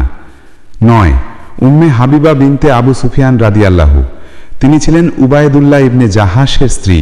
স্বামীর সাথে হিজরত করে তিনি হাবশি অর্থাৎ অ্যাবিসিনিয়া গমন করেন। সেখানে যাওয়ার পর উবায়দুল্লাহ ধর্মান্তরিত হয়ে খ্রিস্টান ধর্ম গ্রহণ করেন। পরে সেখানে তার মৃত্যু হয়। কিন্তু উম্মে হাবিবা নিজের ধর্ম বিশ্বাস ও হিজরতের ওপর অটল থাকেন। ৭ম হিজরির মহররম মাসে রসুলে খোদা আমর ইবনে উমাইয়া জামিরিকে একখানি চিঠি সহ অ্যাবিসিনিয়ার বাদশা নাজ্জাশীর কাছে প্রেরণ করেন। এই ব্যবস্থার উদ্দেশ্য ছিল এই যে পালিত পুত্রের ব্যাপারে জাহিলি যুগের রীতিনীতি তথা বৌদ্ধমূল কুসংস্কারের মূলোৎপাটন। এর আগেই কোরআনের আয়াতে এই কুসংস্কারের মূলোৎপাটন করা হয়েছে। আল্লাহ তাআলা বলেন, তোমরা ওদের ডাকো ওদের পিতৃ পরিচয়ে। আল্লাহর দৃষ্টিতে এটাই ন্যায়সঙ্গত। আল্লাহ তাআলা অন্য এক আয়াতে বলেন, মুহাম্মদ তোমাদের মধ্যেকার পুরুষদের কারো পিতা নন, বরং তিনি রাসূল সাল্লাল্লাহু আলাইহি ওয়াসাল্লাম এবং খাতামুন নবী। এখানে একটা কথা স্মরণ রাখা দরকার যে সমাজ জীবনে কোনো রেওয়াজ বদ্ধমূল হয়ে গেলে তখন শুধুমাত্র কথা দিয়ে তার মূলোৎপাটন করা যায় না। সেই রেওয়াজের পরিবর্তন সাধনের জন্যে শুধু কথাই যথেষ্ট নয়, বরং যিনি পরিবর্তন চান তাকে কাজের মাধ্যমে বাস্তব দৃষ্টান্ত উপস্থাপন করতে হয়। এ পর্যায়ে একটা উদাহরণ উল্লেখ করা যেতে পারে। হুদায়বিয়ার সন্ধির সময় মুসলমানদের পক্ষ থেকে যে তৎপরতা প্রকাশ পেয়েছিল তার দ্বারা প্রকৃত সত্য উপলব্ধি করা যায়। সেই সময় মুসলমানদের নিবেদিত চিত্ততা ছিল বিস্ময়কর। উরওয়া ইবনে মাসুদ সাকাফি লক্ষ্য করেছিলেন যে রাসূল সাল্লাল্লাহু আলাইহি ওয়াসাল্লামের মুখের থুথু কফ মুসলমানরা মাটিতে পড়তে দিচ্ছিলেন না, কেউ না কেউ হাত পেতে নিচ্ছিলেন। রাসূল সাল্লাল্লাহু আলাইহি ওয়াসাল্লামের ওযু করার সময় পরিত্যক্ত পানি গ্রহণের জন্যে সাহাবাদের মধ্যে কাড়াকাড়ি লেগে যেত। এই সাহাবারাই বাইয়াতে রেদওয়ানের সময় গাছের ছায়ায় মৃত্যুবরণ করা এবং পলায়ন না করার জন্যে বাইয়াত গ্রহণের ক্ষেত্রে প্রতিযোগিতা করছিলেন। এসব সাহাবাদের মধ্যে হযরত আবু বকর এবং হযরত ওমরের মতো বিশিষ্ট সাহাবাও ছিলেন। এসব সাহাবা নবী সাল্লাল্লাহু আলাইহি ওয়াসাল্লামের জন্যে জীবন দেওয়াও তার জন্যে বেঁচে থাকাকে সৌভাগ্য এবং সাফল্য মনে করছিলেন। অথচ হুদায়বিয়ার চুক্তি সম্পাদনের পর রাসূল সাল্লাল্লাহু আলাইহি ওয়াসাল্লাম যখন সাহাবাদের বললেন তাদের নিজ নিজ কোরবানির পশু জবাই করতে, তখন কেউ সাড়া দিলেন না। রাসূল সাল্লাল্লাহু আলাইহি ওয়াসাল্লাম তখন ভীষণ মনোকষ্টে ভুগছিলেন। নবীপত্নী হযরত উম্মে সালমা রাদিয়াল্লাহু তাআলা আনহু তখন রাসূল সাল্লাল্লাহু আলাইহি ওয়াসাল্লামকে পরামর্শ দিলেন যে আপনি নিজের কোরবানির পশু চুপচাপ জবাই করুন। রাসূল সাল্লাল্লাহু আলাইহি ওয়াসাল্লাম তাই করলেন। সাহাবারা তখন রাসূল সাল্লাল্লাহু আলাইহি ওয়াসাল্লামের অনুসরণের জন্যে প্রতিযোগিতা শুরু করে দিলেন। তারা ছুটে গিয়ে নিজেদের কোরবানির পশু জবাই করলেন। এ ঘটনা থেকে স্পষ্টতই এ কথা বোঝা যায় যে প্রচলিত নিয়মের পরিবর্তন সাধনের ক্ষেত্রে কথা ও কাজের পার্থক্য কত বেশি। আর জাহিলি যুগের প্রচলিত পালিত পুত্র বিষয়ক জটিলতা নিরসনের লক্ষ্যেই আল্লাহ তাআলা রাসূল সাল্লাল্লাহু আলাইহি ওয়াসাল্লামের পালিত পুত্রের তালাকপ্রাপ্তা স্ত্রীর সাথে রাসূল সাল্লাল্লাহু আলাইহি ওয়াসাল্লামের বিয়ে দেন। এ বিয়ে সম্পন্ন হওয়ার পর মুনাফিকরা রাসূল সাল্লাল্লাহু আলাইহি ওয়াসাল্লামের বিরুদ্ধে ব্যাপক অপপ্রচার ও প্রোপাগান্ডা চালাতে শুরু করে। তারা নানা ধরনের গুজব রটাতে থাকে। এর কিছুটা প্রভাব সরল প্রাণ মুসলমানদের ওপরও এসে পড়ে। এ প্রোপাগান্ডাকে শক্তিশালী করতে মুনাফিকরা শরীয়তের একটি যুক্তিও খুঁজে নেয়। তারা প্রচার করে যে ইসলাম 4টি বিয়ে বৈধ করেছে, অথচ রাসূল তার পালিত পুত্র জায়েদের তালাকপ্রাপ্তা স্ত্রীকে 5ম স্ত্রী হিসেবে গ্রহণ করেছেন। একজন মুসলমানের জন্য 4-এর বেশি স্ত্রী গ্রহণ তো ইসলামেই বৈধ নয়। প্রচার প্রোপাগান্ডার মূল বিষয় ছিল এই যে হযরত জায়েদ তো রাসূল সাল্লাল্লাহু আলাইহি ওয়াসাল্লামের পালিত পুত্র। নিজের পালিত পুত্রের স্ত্রীকে নিজের স্ত্রী হিসেবে গ্রহণ করা তো নির্লজ্জতাপূর্ণ ঘৃণ্য কাজ। অবশেষে আল্লাহ তাআলা সূরা আহজাবে উল্লেখিত উভয় বিষয়ের প্রতি আলোকপাত করে আয়াত নাজিল করেন। সাহাবারা তখন বুঝতে পারেন যে ইসলামে পালিত পুত্রের কোনো মূল্য নেই। এছাড়া আল্লাহ তাআলা মহৎ কোনো উদ্দেশ্যের প্রেক্ষিতে নিজ রসুলকে বিয়ের সংখ্যার ক্ষেত্রে ব্যাপকতা দিয়েছেন। এ স্বতন্ত্র বৈশিষ্ট্য অন্য কাউকে দেওয়া হয়নি। উম্মাহাতুল মোমিনিনদের সাথে প্রিয় নবী অত্যন্ত আভিজাত্যপূর্ণ, সম্মানজনক, উচ্চ পর্যায়ের এবং উন্নত জীবনযাপন করেন। নবী সহধর্মিনীরা নম্রতা, ভদ্রতা, শালীনতা, ধৈর্য, সহিষ্ণুতা, সেবাপরায়ণতা, স্বামীর অধিকার পূরণ ইত্যাদি সকল বিষয়েই ছিলেন প্রশংসনীয় ভূমিকা পালনকারিণী। অথচ রাসূল সাল্লাল্লাহু আলাইহি ওয়াসাল্লাম বড়ই নিরস, নির্বিলাস জীবনযাপন করতেন। সে জীবনের সাথে তাল মিলিয়ে চলা অন্যদের জন্য মোটেই সহজ ছিল না। হযরত আনাস রাদিয়াল্লাহু আনহু বলেন, আমি জানি না যে রাসূল সাল্লাল্লাহু আলাইহি ওয়াসাল্লাম কখনো ময়দার নরম রুটি খেয়েছেন। এমন করেই তিনি আল্লাহর সাথে মিলিত হয়েছেন। এছাড়া তিনি কখনো ভুনা করা বকরি চোখে দেখেননি। 2 হযরত আয়েশা সিদ্দিকা রাদিয়াল্লাহু আনহু বলেন, 2 মাস কেটে যেত, তৃতীয় মাসের চাঁদ দেখা যেত, অথচ রাসূল সাল্লাল্লাহু আলাইহি ওয়াসাল্লামের ঘরের চুলোয় আগুন জ্বলত না। হযরত উরবা জিজ্ঞাসা করলেন, তাহলে আপনারা কি খেতেন? তিনি বললেন, ব্যাস 2টি কালো জিনিস, খেজুর এবং পনি। 3 এ বিষয়ে হাদিস বহু রয়েছে। এমন কঠোর দরিদ্রতা সত্ত্বেও নবী সহধর্মিনীদের কোনো আপত্তিকর আচরণ লক্ষ্য করা যায়নি। সহজাত স্বভাব দুর্বলতার কারণে একবার কিছু ত্রুটি হয়ে পড়েছিল। তাছাড়া এক্ষেত্রে শরীয়তের বিধান জানিয়ে দেওয়া প্রয়োজন ছিল। এ কারণে এই আয়াত নাজিল হয়। হে নবী, তুমি তোমার স্ত্রীদের বলে দাও, তোমরা যদি পার্থিব জীবন ও তার ভূষণ কামনা করো, তবে এসো, আমি তোমাদের ভোগ্য সামগ্রীর ব্যবস্থা করে দিই এবং সৌজন্যের সাথে তোমাদের বিদায় দিই। আর যদি তোমরা আল্লাহ তাআলা, তার রাসূল ও আখিরত কামনা করো, তবে তোমাদের মধ্যে যারা সৎকর্মশীল, আল্লাহ তাআলা তাদের জন্য মহা প্রতিদান প্রস্তুত রেখেছেন। সূরা আহজাব আয়াত 28 থেকে 29। নবী সহধর্মিনীরা সকলেই আল্লাহ তাআলা এবং তার রাসূলকে প্রাধান্য দিয়েছেন। তাদের শ্রেষ্ঠত্ব, মর্যাদা এ থেকেই অনুমান করা যায়। তাদের মধ্যে কেউই দুনিয়ার প্রতি ঝুঁকে পড়েননি। সতীনদের মধ্যে যেসব ঘটনা সচরাচর প্রকাশ পায়, নবী সহধর্মিনীরা অধিক সংখ্যক হওয়া সত্ত্বেও ওই ধরনের ঘটনা খুব কমই ঘটেছে। সামান্য কিছু ঘটে থাকলেও যখন সাবধান করে দেওয়া হয়েছে, তখন কারোর পক্ষ থেকে প্রশ্ন তোলার মতো কোনো ঘটনা প্রকাশ পায়নি। সূরা তাহরিমের প্রথম 5টি আয়াতে এ সম্পর্কে উল্লেখ রয়েছে।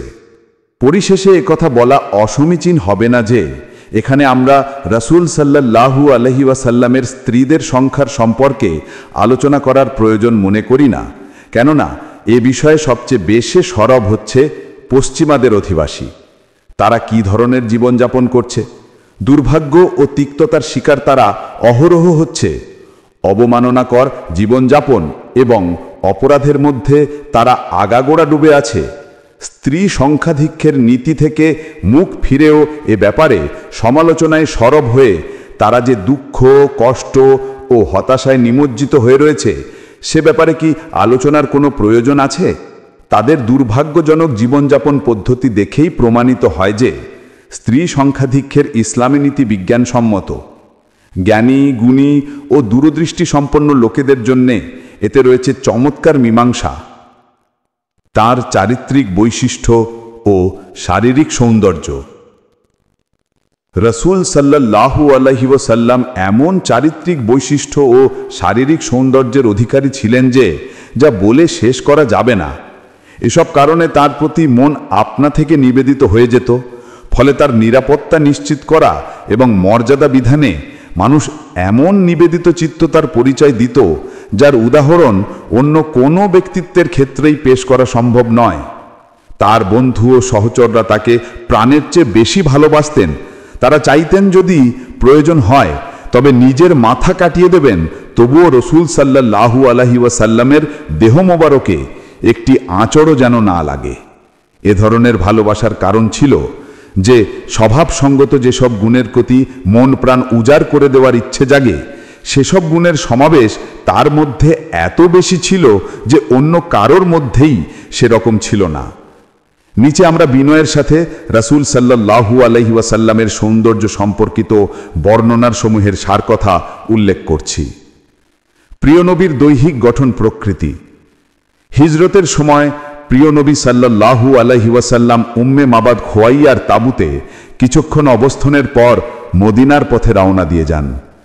তার চলে যাওয়ার পর উম্মে মাবাদ স্বামীর কাছে রাসূল সাল্লাল্লাহু আলাইহি ওয়াসাল্লামের যে পরিচয় তুলে ধরেন তা ছিল এরূপ: চমকানো রং, উজ্জ্বল চেহারা, সুন্দর গঠন, শটান সোজাও নয় আবার ঝুঁকে পড়াও নয়, অসাধারণ সৌন্দর্যের পাশাপাশি চিত্তাকর্ষক দৈহিক গঠন, সুরমা রাঙা চোখ, লম্বা পলক, ঋজু কণ্ঠস্বর, লম্বা ঘাড়, সাদা কালো চোখ, সুরমা কালো তার পলক, সূক্ষ্ম এবং পরস্পর সম্পৃক্ত ভ্রু, চমকানো কালো চুল, চুপচাপ ব্যক্তিত্ব সম্পন্ন, কথা বলার সময় আকর্ষণীয়।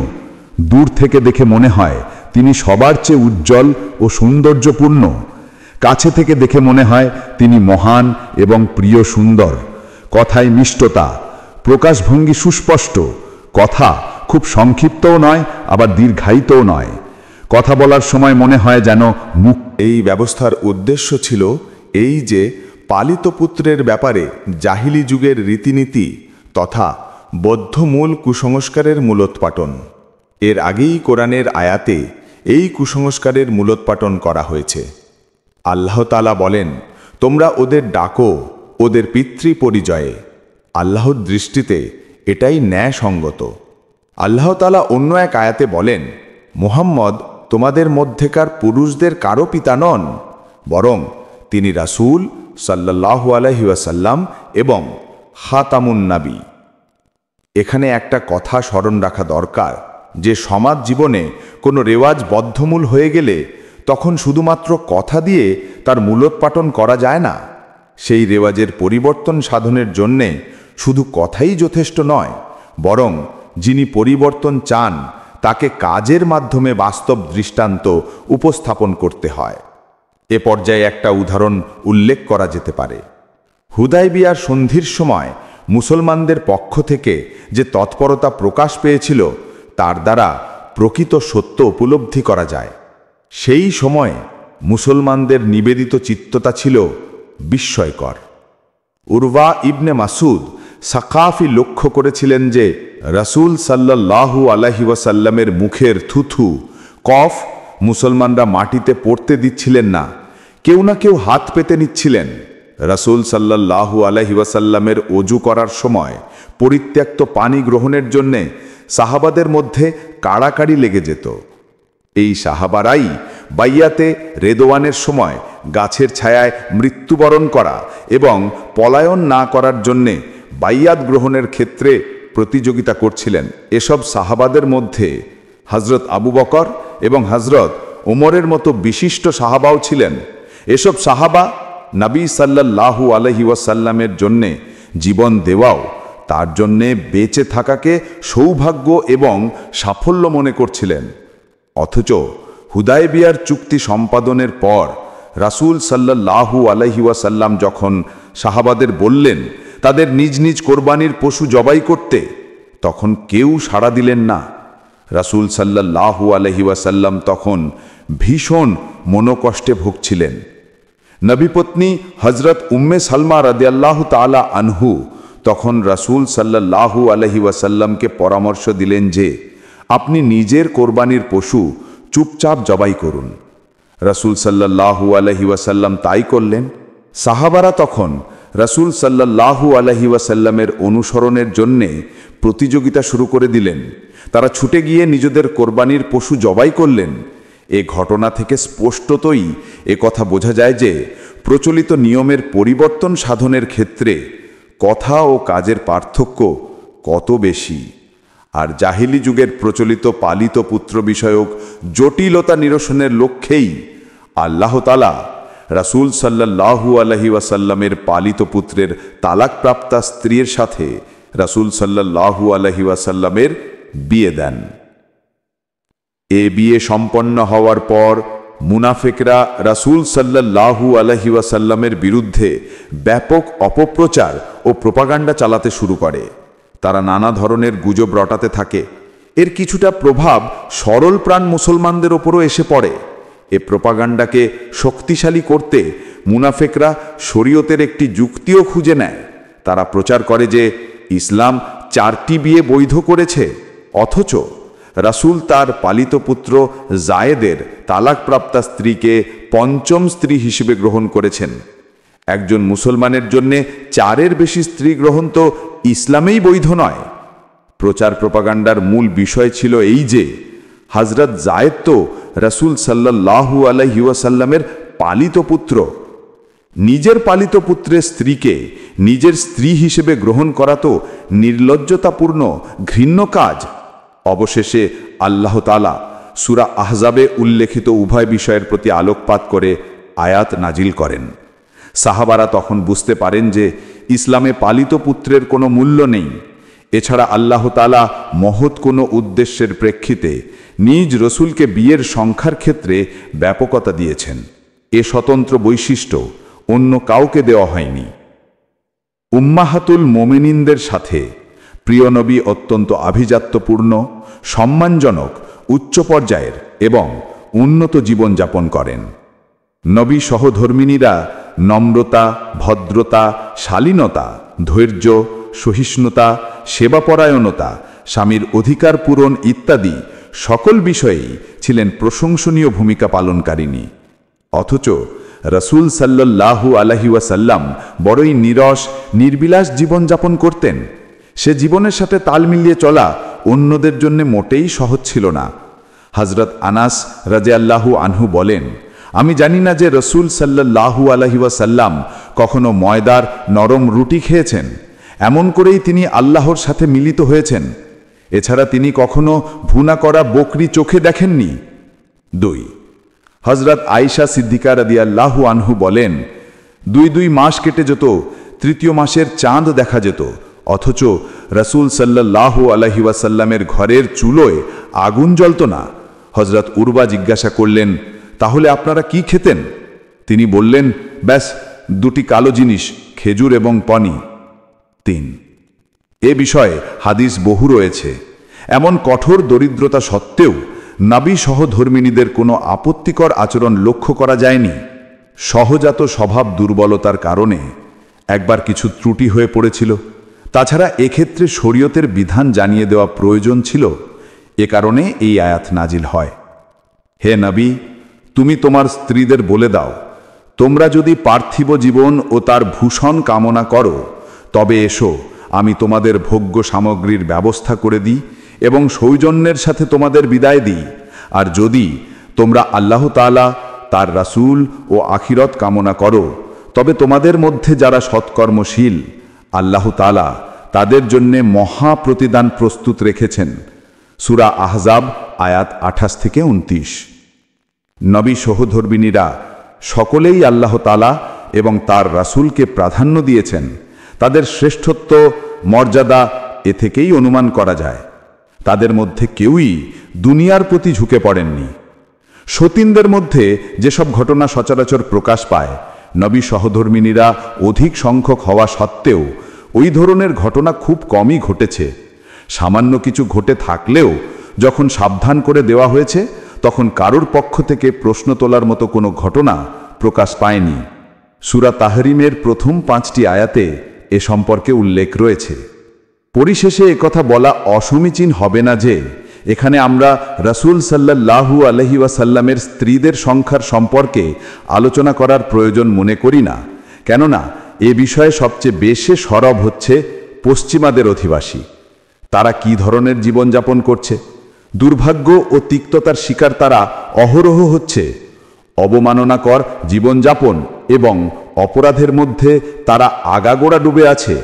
স্ত্রী সংখ্যাধিক্যের নীতি থেকে মুখ ফিরেও এ ব্যাপারে সমালোচনায় সরব হয়ে তারা যে দুঃখ, কষ্ট, ও হতাশায় নিমজ্জিত হয়ে রয়েছে, সে ব্যাপারে কি আলোচনার কোনো প্রয়োজন আছে? তাদের দুর্ভাগ্যজনক জীবনযাপন পদ্ধতি দেখেই প্রমাণিত হয় যে স্ত্রী সংখ্যাধিক্যের ইসলামী নীতি বিজ্ঞানসম্মত। জ্ঞানী, গুণী ও দূরদৃষ্টি সম্পন্ন লোকেদের জন্যে এতে রয়েছে চমৎকার মীমাংসা। তার চারিত্রিক বৈশিষ্ট্য ও শারীরিক সৌন্দর্য। রসুল সাল্লাল্লাহু আলাইহি ওয়াসাল্লাম এমন চারিত্রিক বৈশিষ্ট্য ও শারীরিক সৌন্দর্যের অধিকারী ছিলেন যে যা বলে শেষ করা যাবে না।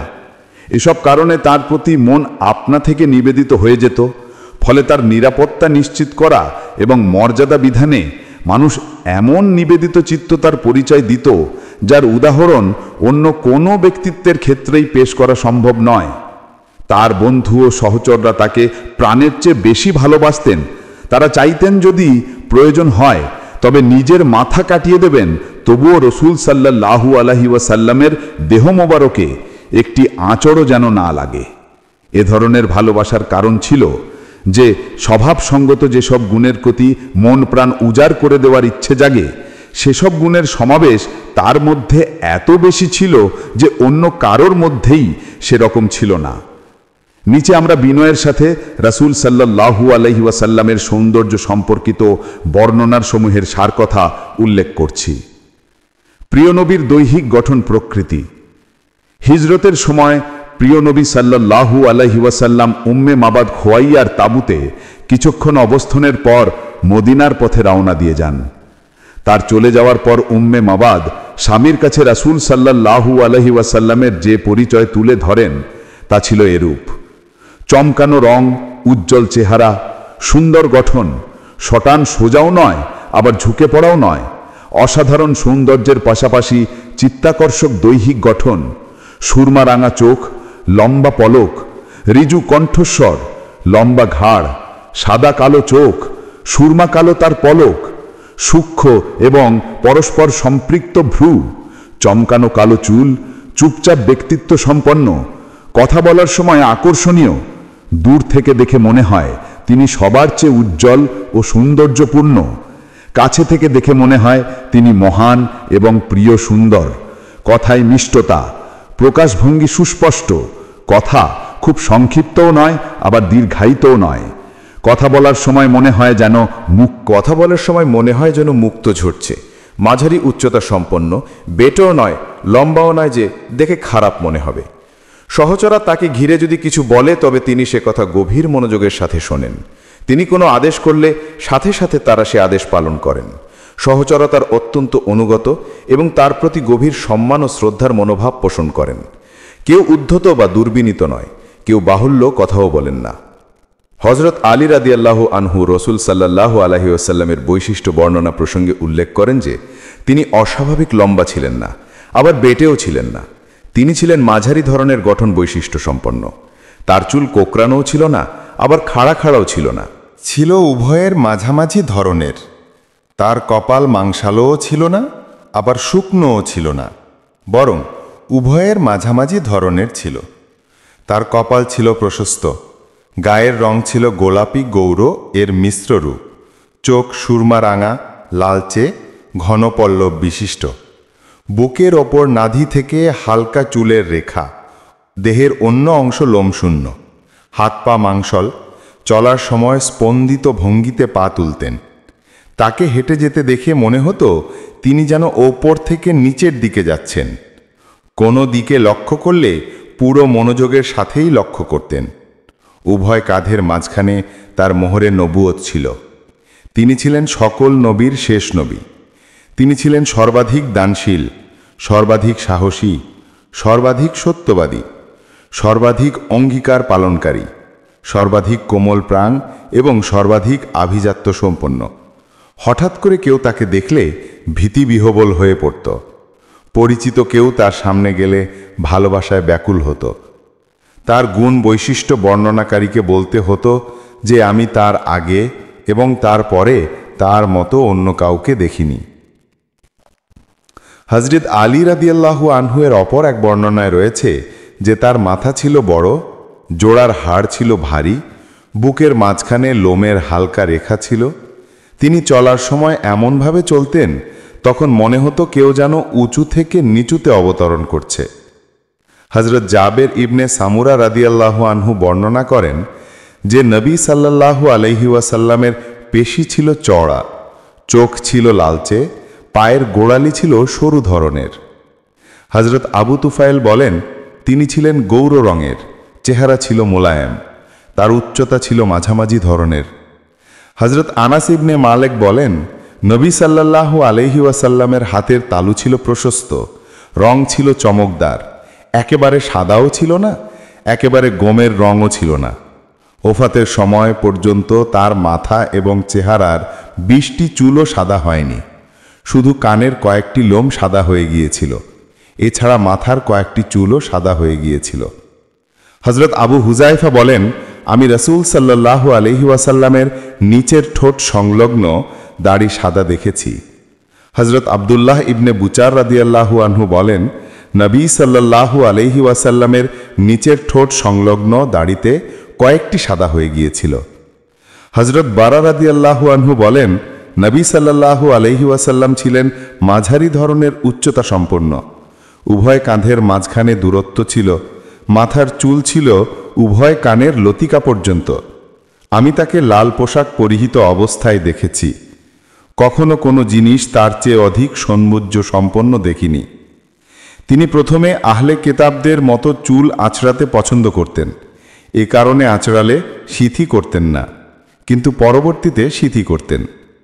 হজরত বারা ইবনে আজেব রাদিয়াল্লাহু আনহু বলেন, তার চেহারা ছিল সবচেয়ে সুন্দর এবং তার চেহারা ছিল সকলের চেয়ে উৎকৃষ্ট। হজরত বারা ইবনে আজেব রাদিয়াল্লাহু আনহুকে জিজ্ঞাসা করা হয়েছিল যে নবী সাল্লাল্লাহু আলাইহি ওয়াসাল্লামের চেহারা কি তলোয়ারের মতো ছিল? তিনি বললেন, না, বরং তার চেহারা ছিল চাঁদের মতো। অপর এক বর্ণনায় রয়েছে যে নবী সাল্লাল্লাহু আলাইহি ওয়াসাল্লামের চেহারা ছিল গোলাকার। রবি বিনতে মোয়াবেদ রাদিয়াল্লাহু আনহা বলেন, তোমরা যদি রাসূল সাল্লাল্লাহু আলাইহি ওয়াসাল্লামকে দেখতে, তখন মনে হতো যেন উদিত সূর্যকে দেখছ। হযরত জাবের ইবনে সামুরা রাদিয়াল্লাহু আনহু বলেন, এক চাঁদনী রাতে আমি নবী সাল্লাল্লাহু আলাইহি ওয়াসাল্লামকে দেখেছিলাম। সেই সময় তার পরিধানে ছিল লাল পোশাক। আমি একবার নবী সাল্লাল্লাহু আলাইহি ওয়াসাল্লামের প্রতি এবং একবার চাঁদের প্রতি তাকাচ্ছিলাম। অবশেষে আমি এ সিদ্ধান্তে উপনীত হলাম যে আমার নবী সাল্লাল্লাহু আলাইহি ওয়াসাল্লাম চাঁদের চেয়েও অধিক সুন্দর। হযরত আবু হুরায়রা রাদিয়াল্লাহু আনহু বলেন, রাসূল সাল্লাল্লাহু আলাইহি ওয়াসাল্লামের চেয়ে অধিক সুন্দর কোনো মানুষ কিন্তু আমি দেখিনি। মনে হতো সূর্য যেন তার চেহারায় জ্বলজ্বল করছে। আমি তার চেয়ে দ্রুত গতিসম্পন্ন কাউকে দেখিনি। তিনি হাঁটতে শুরু করলে জমিন যেন তার পায়ে সংকুচিত হয়ে আসত। হাঁটার সময় ক্লান্ত হয়ে পড়তাম, কিন্তু তিনি থাকতেন নির্বিকার। হযরত কাব ইবনে মালিক রাদিয়াল্লাহু আনহু বলেন, নবী সাল্লাল্লাহু আলাইহি ওয়াসাল্লাম যখন খুশি হতেন তখন তার চেহারা উজ্জ্বল হয়ে উঠত, দেখে মনে হতো যেন এক টুকরো চাঁদ। একবার তিনি হযরত আয়েশা রাদিয়াল্লাহু আনহার কাছে অবস্থান করছিলেন। ঘরমাক্ত হয়ে ওঠার পর তার চেহারা আরও সুন্দর দেখাচ্ছিল। এই অবস্থা দেখে হযরত আয়েশা আবু কুবায়ের হাজলির এই কবিতা আবৃত্তি করলেন। তার চেহারায় তাকিয়ে দেখতে পেলাম চমকানো মেঘ যেন চমকায় অবিরাম। হযরত আবু বকর সিদ্দিক রাদিয়াল্লাহু আনহু তাকে দেখে এই কবিতা আবৃত্তি করতেন। ভালোর পথে দেন দাওয়াত, পূরণ করেন অঙ্গীকার, চতুর্দাসীর চাঁদ লুকোচুরি খেলে যেন অন্ধকার। তিনি ক্রোধান্বিত হলে তার চেহারা লাল হয়ে যেত, মনে হতো উভয় কপালে আঙুরের দানা যেন নিংড়ে দেয়া হয়েছে। হযরত জাবের ইবনে সামুরা রাদিয়াল্লাহু আনহু বলেন, নবী সাল্লাল্লাহু আলাইহি ওয়াসাল্লাম যখন আসতেন মৃদু হাসতেন। তার চোখ দেখে মনে হতো যেন সুরমা লাগানো, অথচ সুরমা লাগানো ছিল না। হযরত আব্দুল্লাহ ইবনে আব্বাস রাদিয়াল্লাহু আনহু বলেন, নবী সাল্লাল্লাহু আলাইহি ওয়াসাল্লামের সামনের দুইটি দাঁত পৃথক পৃথক ছিল। তার কথা বলার সময়ে উভয় দাঁতের মধ্য থেকে আলোকাবা বিচ্ছুরিত হতো। তার গ্রীবা ছিল রৌপ্যের নির্মিত পাত্রের মতো পরিষ্কার।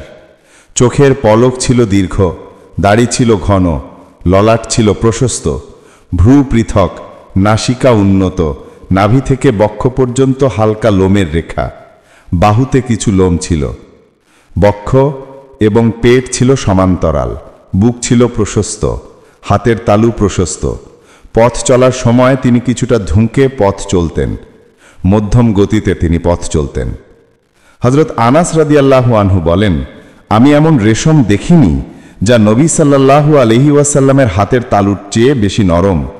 আমি এমন মেশক আম্বর শুকিনি যা নবী সাল্লাল্লাহু আলাইহি ওয়াসাল্লামের সুগন্ধির চেয়ে অধিক সুবাসিত। হযরত আবু হুজাইরা রাদিয়াল্লাহু আনহু বলেন, আমি রাসূল সাল্লাল্লাহু আলাইহি ওয়াসাল্লামের হাত আমার চেহারার উপর রেখেছিলাম।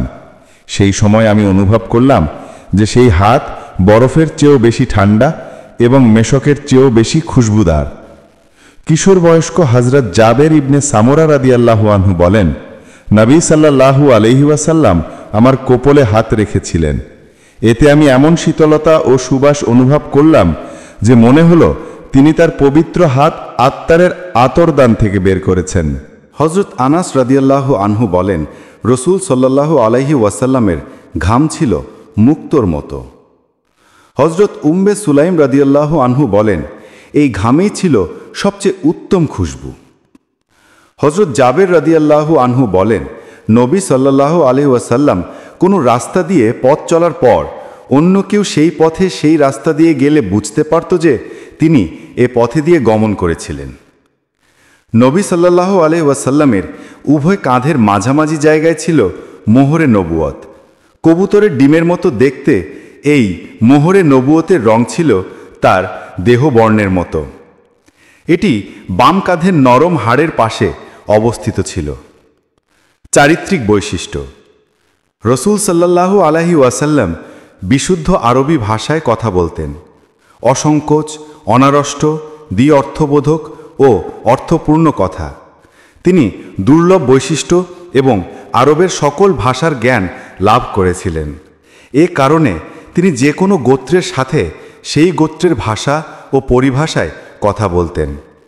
বেদুইনদের মতো দৃঢ়তা ব্যঞ্জক বাকভঙ্গি, সম্বোধন প্রকৃতি এবং শহরের নাগরিক জীবনের বিশুদ্ধ ভাষা ছিল তার আয়ত্তাধীন। উপরন্তু ছিল ওহীভিত্তিক আল্লাহর সাহায্য। সহিষ্ণুতা, ধৈর্য ও ক্ষমাশীলতার গুণ বৈশিষ্ট্য তার মধ্যে ছিল। এ সবই ছিল প্রকৃতপক্ষে আল্লাহ পাক থেকে পাওয়া। সাধারণত সকল ধৈর্যশীল ও সহিষ্ণুতার অধিকারী মানুষের মধ্যে কোনো না কোনো ত্রুটি দেখা যায়, কিন্তু নবী সাল্লাল্লাহু আলাইহি ওয়াসাল্লামের সম্পূর্ণ ব্যতিক্রম। তার চারিত্রিক বৈশিষ্ট্য এমন উন্নত ও সুন্দর ছিল যে তার বিরুদ্ধে শত্রুদের উদ্যোগ আয়োজন এবং তাকে কষ্ট দেওয়ার জন্যে দুর্বৃত্তদের তৎপরতা যত বেড়েছে তার ধৈর্য তত বেড়েছে। হযরত আয়েশা রাদিয়াল্লাহু আনহা বলেন, প্রিয় নবীকে দুটি কাজের মধ্যে একটি বেছে নিতে বলা হলে তিনি সহজ কাজটিই নিতেন। পাপের সাথে সম্পৃক্ত কাজ থেকে তিনি দূরে থাকতেন। তিনি কখনো নিজের জন্যে কারো কাছ থেকে প্রতিশোধ গ্রহণ করেননি। তবে আল্লাহর সম্মান ক্ষুণ্ণ করা হলে তিনি আল্লাহর জন্যে প্রতিশোধ গ্রহণ করতেন। তিনি ক্রোধ ও দুর্বিনীত ব্যবস্থা থেকে দূরে ছিলেন। সকলের প্রতি সহজেই তিনি রাজি হয়ে যেতেন। তার দান ও দয়াশীলতা পরিমাপ করা ছিল অসম্ভব। দারিদ্র্যের আশঙ্কা থেকে মুক্ত মানসিকতা নিয়ে তিনি দান খয়রাত করতেন।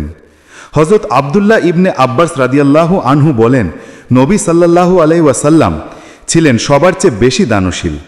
তার দানশীলতা রমজান মাসে হযরত জিব্রাইল আলাইহিস সালামের সাথে সাথে সময় অধিক বেড়ে যেত।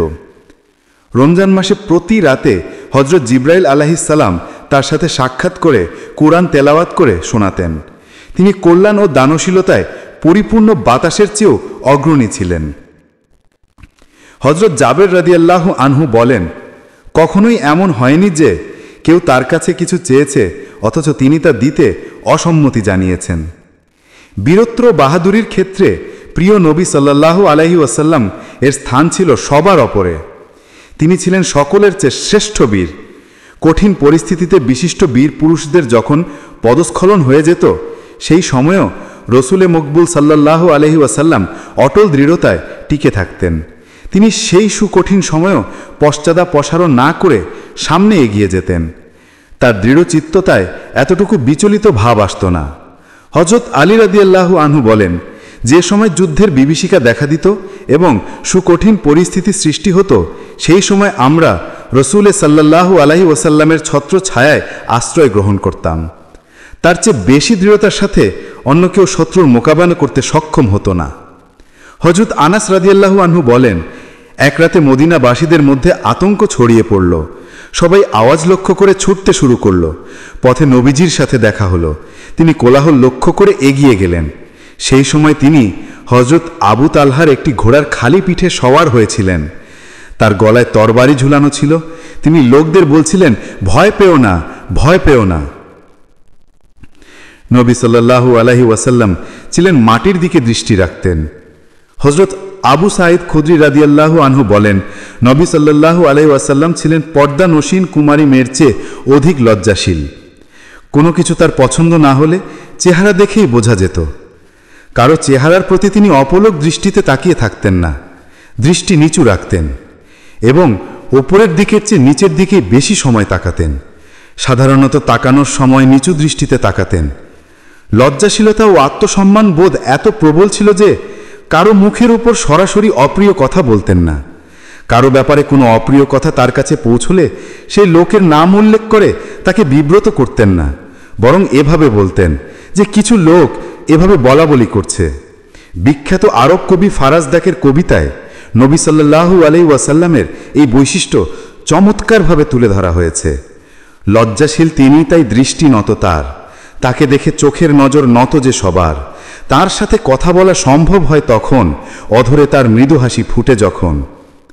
তিনি ছিলেন সবচেয়ে বেশি ন্যায়পরায়ণ, পাক পবিত্র, সত্যবাদী এবং বিশিষ্ট আমানতদার। বন্ধু শত্রু সকলেই এটা স্বীকার করতেন। নবুয়ত লাভের আগে তাকে আল আমিন উপাধি দেয়া হয়েছিল। আইয়ামে জাহিলিয়াতে তার কাছে বিচার ফয়সালার জন্য বাদী বিবাদী উভয় পক্ষই হাজির হতো। তিরমিজি শরীফে হযরত আলী রাদিয়াল্লাহু আনহু থেকে বর্ণিত আছে যে একবার আবু জাহেল নবী সাল্লাল্লাহু আলাইহি ওয়াসাল্লামকে বলল, আমরা তো আপনাকে মিথ্যাবাদী বলি না, কিন্তু আপনি যা কিছু প্রচার করছেন তাকে মিথ্যা বলি। এ কথার পর আল্লাহ তাআলা এই আয়াত নাজিল করেন, তারা তোমাকে তো মিথ্যাবাদী বলে না, বরং সীমা লঙ্ঘনকারীগণ আল্লাহর আয়াতকে অস্বীকার করে। আনআম আয়াত 33। সম্রাট হিরাক্লিয়াস আবু সুফিয়ানকে জিজ্ঞাসা করেছিলেন যে সেই নবী যেসব কথা বলেন সেই সব কথা বলার আগে তাকে মিথ্যাবাদী বলে অভিহিত করার মতো কোনো ঘটনা ঘটেছিল কি? আবু সুফিয়ান বললেন, না। নবী সাল্লাল্লাহু আলাইহি ওয়াসাল্লাম ছিলেন অতি বিনয়ী ও নিরহংকার। বাচ্চাদের সম্মানে তাদের সেবক ও গুণগ্রাহীরা যেরকম বিনয়বনত ভঙ্গিতে দাঁড়িয়ে থাকে, নবী সাল্লাল্লাহু আলাইহি ওয়াসাল্লাম তার সম্মানে সাহাবীদের সেভাবে দাঁড়াতে নিষেধ করতেন। তিনি মিসকিন গরিবদের সেবা এবং ফকিরদের সাথে উঠা বসা করতেন। কৃতদাসদেরও নিমন্ত্রণ গ্রহণ করতেন। সাহাবী কেরামের মধ্যে সাধারণ মানুষের মতোই বসতেন। হযরত আয়েশা রাদিয়াল্লাহু আনহা বলেন, তিনি নিজের জুতো নিজেই সেলাই করতেন, নিজের কাপড় নিজেই সেলাই করতেন, ঘরের সাধারণ কাজকর্ম নিজের হাতে করতেন। তিনি ছিলেন অন্য সব সাধারণ মানুষের মতো একজন মানুষ। নিজের ব্যবহৃত কাপড়ে উকুন থাকলে তিনি নিজে তা বেল করতেন, নিজ হাতে বকরি দহন করতেন, নিজের কাজ নিজেই করতেন। তার খাদেমের কাজও তিনি করে দিতেন। খাদেমের প্রতি তিনি কখনো বিরক্তি প্রকাশ করতেন না। কোনো কাজ করা না করা প্রসঙ্গে কখনো তার খাদেমের প্রতি বিরক্তি প্রকাশ করেননি। তিনি গরিব মিসকিনদের ভালোবাসতেন, তাদের সাথে উঠা বসা করতেন ও জানাজায় হাজির হতেন। কোনো গরিবকে তার দারিদ্র্যের কারণে তুচ্ছ তাচ্ছিল্য করতেন না। একবার তিনি সফরে ছিলেন। সেই সময় একটি বকরি জবাই করার পরামর্শ হয়। একজন বললেন, জবাই করার দায়িত্ব আমার। অন্যজন বললেন, চামড়া ছাড়ানোর দায়িত্ব আমার। তৃতীয়জন বললেন, রান্নার দায়িত্ব আমি পালন করব। এসব কথা শুনে নবী সাল্লাল্লাহু আলাইহি ওয়াসাল্লাম বললেন, কাঠ সংগ্রহ করার দায়িত্ব আমি পালন করব। সাহাবীরা বললেন, হে রাসূলুল্লাহ, আমরা আপনার কাজ করে দেব। কিন্তু নবী সাল্লাল্লাহু আলাইহি ওয়াসাল্লাম রাজি হলেন না। তিনি বললেন, আমি জানি তোমরা আমার কাজ করে দেবে, কিন্তু আমি চাই না যে আমি তোমাদের চাইতে নিজেকে পৃথক অবস্থানে রেখে স্বাতন্ত্রতা অর্জন করব। কেননা আল্লাহ তাআলা বান্দাদের মধ্যে বন্ধুদের নিজেকে পৃথক করে প্রমাণ দেওয়ার চেষ্টা পছন্দ করেন না। এরপর তিনি উঠে লাকড়ি জমা করতে চলে গেলেন। আসুন এবার হিন্দ ইবনে আবু হালার জবানিতে রাসূল সাল্লাল্লাহু আলাইহি ওয়াসাল্লামের গুণ বৈশিষ্ট্য শ্রবণ করি। হিন্দ তার এক দীর্ঘ বর্ণনায় বলেন, প্রিয় নবী গভীর চিন্তায় চিন্তিত ছিলেন, সবসময় চিন্তাভাবনা করতেন, আরামায়েশের চিন্তা করতেন না, অপ্রয়োজনে কথা বলতেন না, দীর্ঘ সময় যাবৎ নীরব থাকতেন, কথার শুরু ও শেষে সুস্পষ্ট উচ্চারণ করতেন, অস্পষ্ট উচ্চারণে কোনো কথা বলতেন না, অর্থবহ দ্ব্যর্থহীন কথা বলতেন, সেই কথায় কোনো বাহুল্য থাকত না। তিনি ছিলেন নরম মেজাজির অধিকারী, সামান্য পরিমাণ নেয়ামত হলেও তার অমর্যাদা করতেন না, কোনো কিছুর নিন্দা সমালোচনা করতেন না, পানাহারের জিনিসের সমালোচনা করতেন না। সত্য ও ন্যায়ের পরিপন্থী কোনো আচরণ কারো দ্বারা প্রকাশিত হলে তার প্রতি তিনি বিরক্ত হতেন। সেই লোকের কাছ থেকে প্রতিশোধ গ্রহণ না করা পর্যন্ত নিবৃত্ত হতেন না। তবে তার মন ছিল উদার, নিজের জন্যে কারো উপর ক্রুদ্ধ হতেন না এবং কারো কাছ থেকে প্রতিশোধ গ্রহণ করতেন না। কারো প্রতি ইশারা করতে হাতের পুরো তালু ব্যবহার করতেন। বিস্ময়ের সময় হাত উল্টাতেন, ক্রুদ্ধ হলে অন্যদিকে মুখ ফেরাতেন এবং খুশি হলে দৃষ্টি নিচু করতেন। অধিকাংশ সময়েই তিনি মৃদু হাসতেন। মৃদু হাসির সময় দাঁতের কিয়দংশ ঝকমক করত। অর্থহীন কথা থেকে বিরত থাকতেন। সাথীদের একত্রিত করে রাখার চেষ্টা করতেন, পৃথক করার চেষ্টা করতেন না। সকল সম্প্রদায়ের সম্মানিত লোকদের সম্মান করতেন। সম্মানিত লোককেই নেতা নিযুক্ত করতেন। মানুষের ক্ষতি করা থেকে বিরত থাকতেন।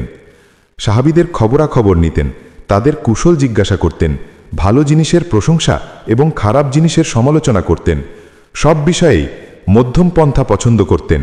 কোনো বিষয়ে অমনোযোগী থাকা ছিল তার অপছন্দ। যে কোনো অবস্থার জন্যে মানসিকভাবে প্রস্তুত থাকতেন। সত্য ও ন্যায় থেকে দূরে থাকা পছন্দ করতেন না। অসত্য থেকে দূরে থাকতেন।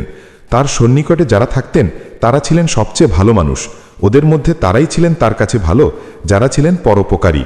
তার কাছে ওদের মর্যাদাই ছিল অধিক, অর্থাৎ তার দৃষ্টিতে তারাই ছিলেন সর্বোত্তম যারা ছিলেন অন্যের দুঃখে কাতর, স্বভাবতই গম্ভীর এবং অন্যের সাহায্যকারী। তিনি উঠতে বসতে সর্বদাই আল্লাহকে স্মরণ করতেন।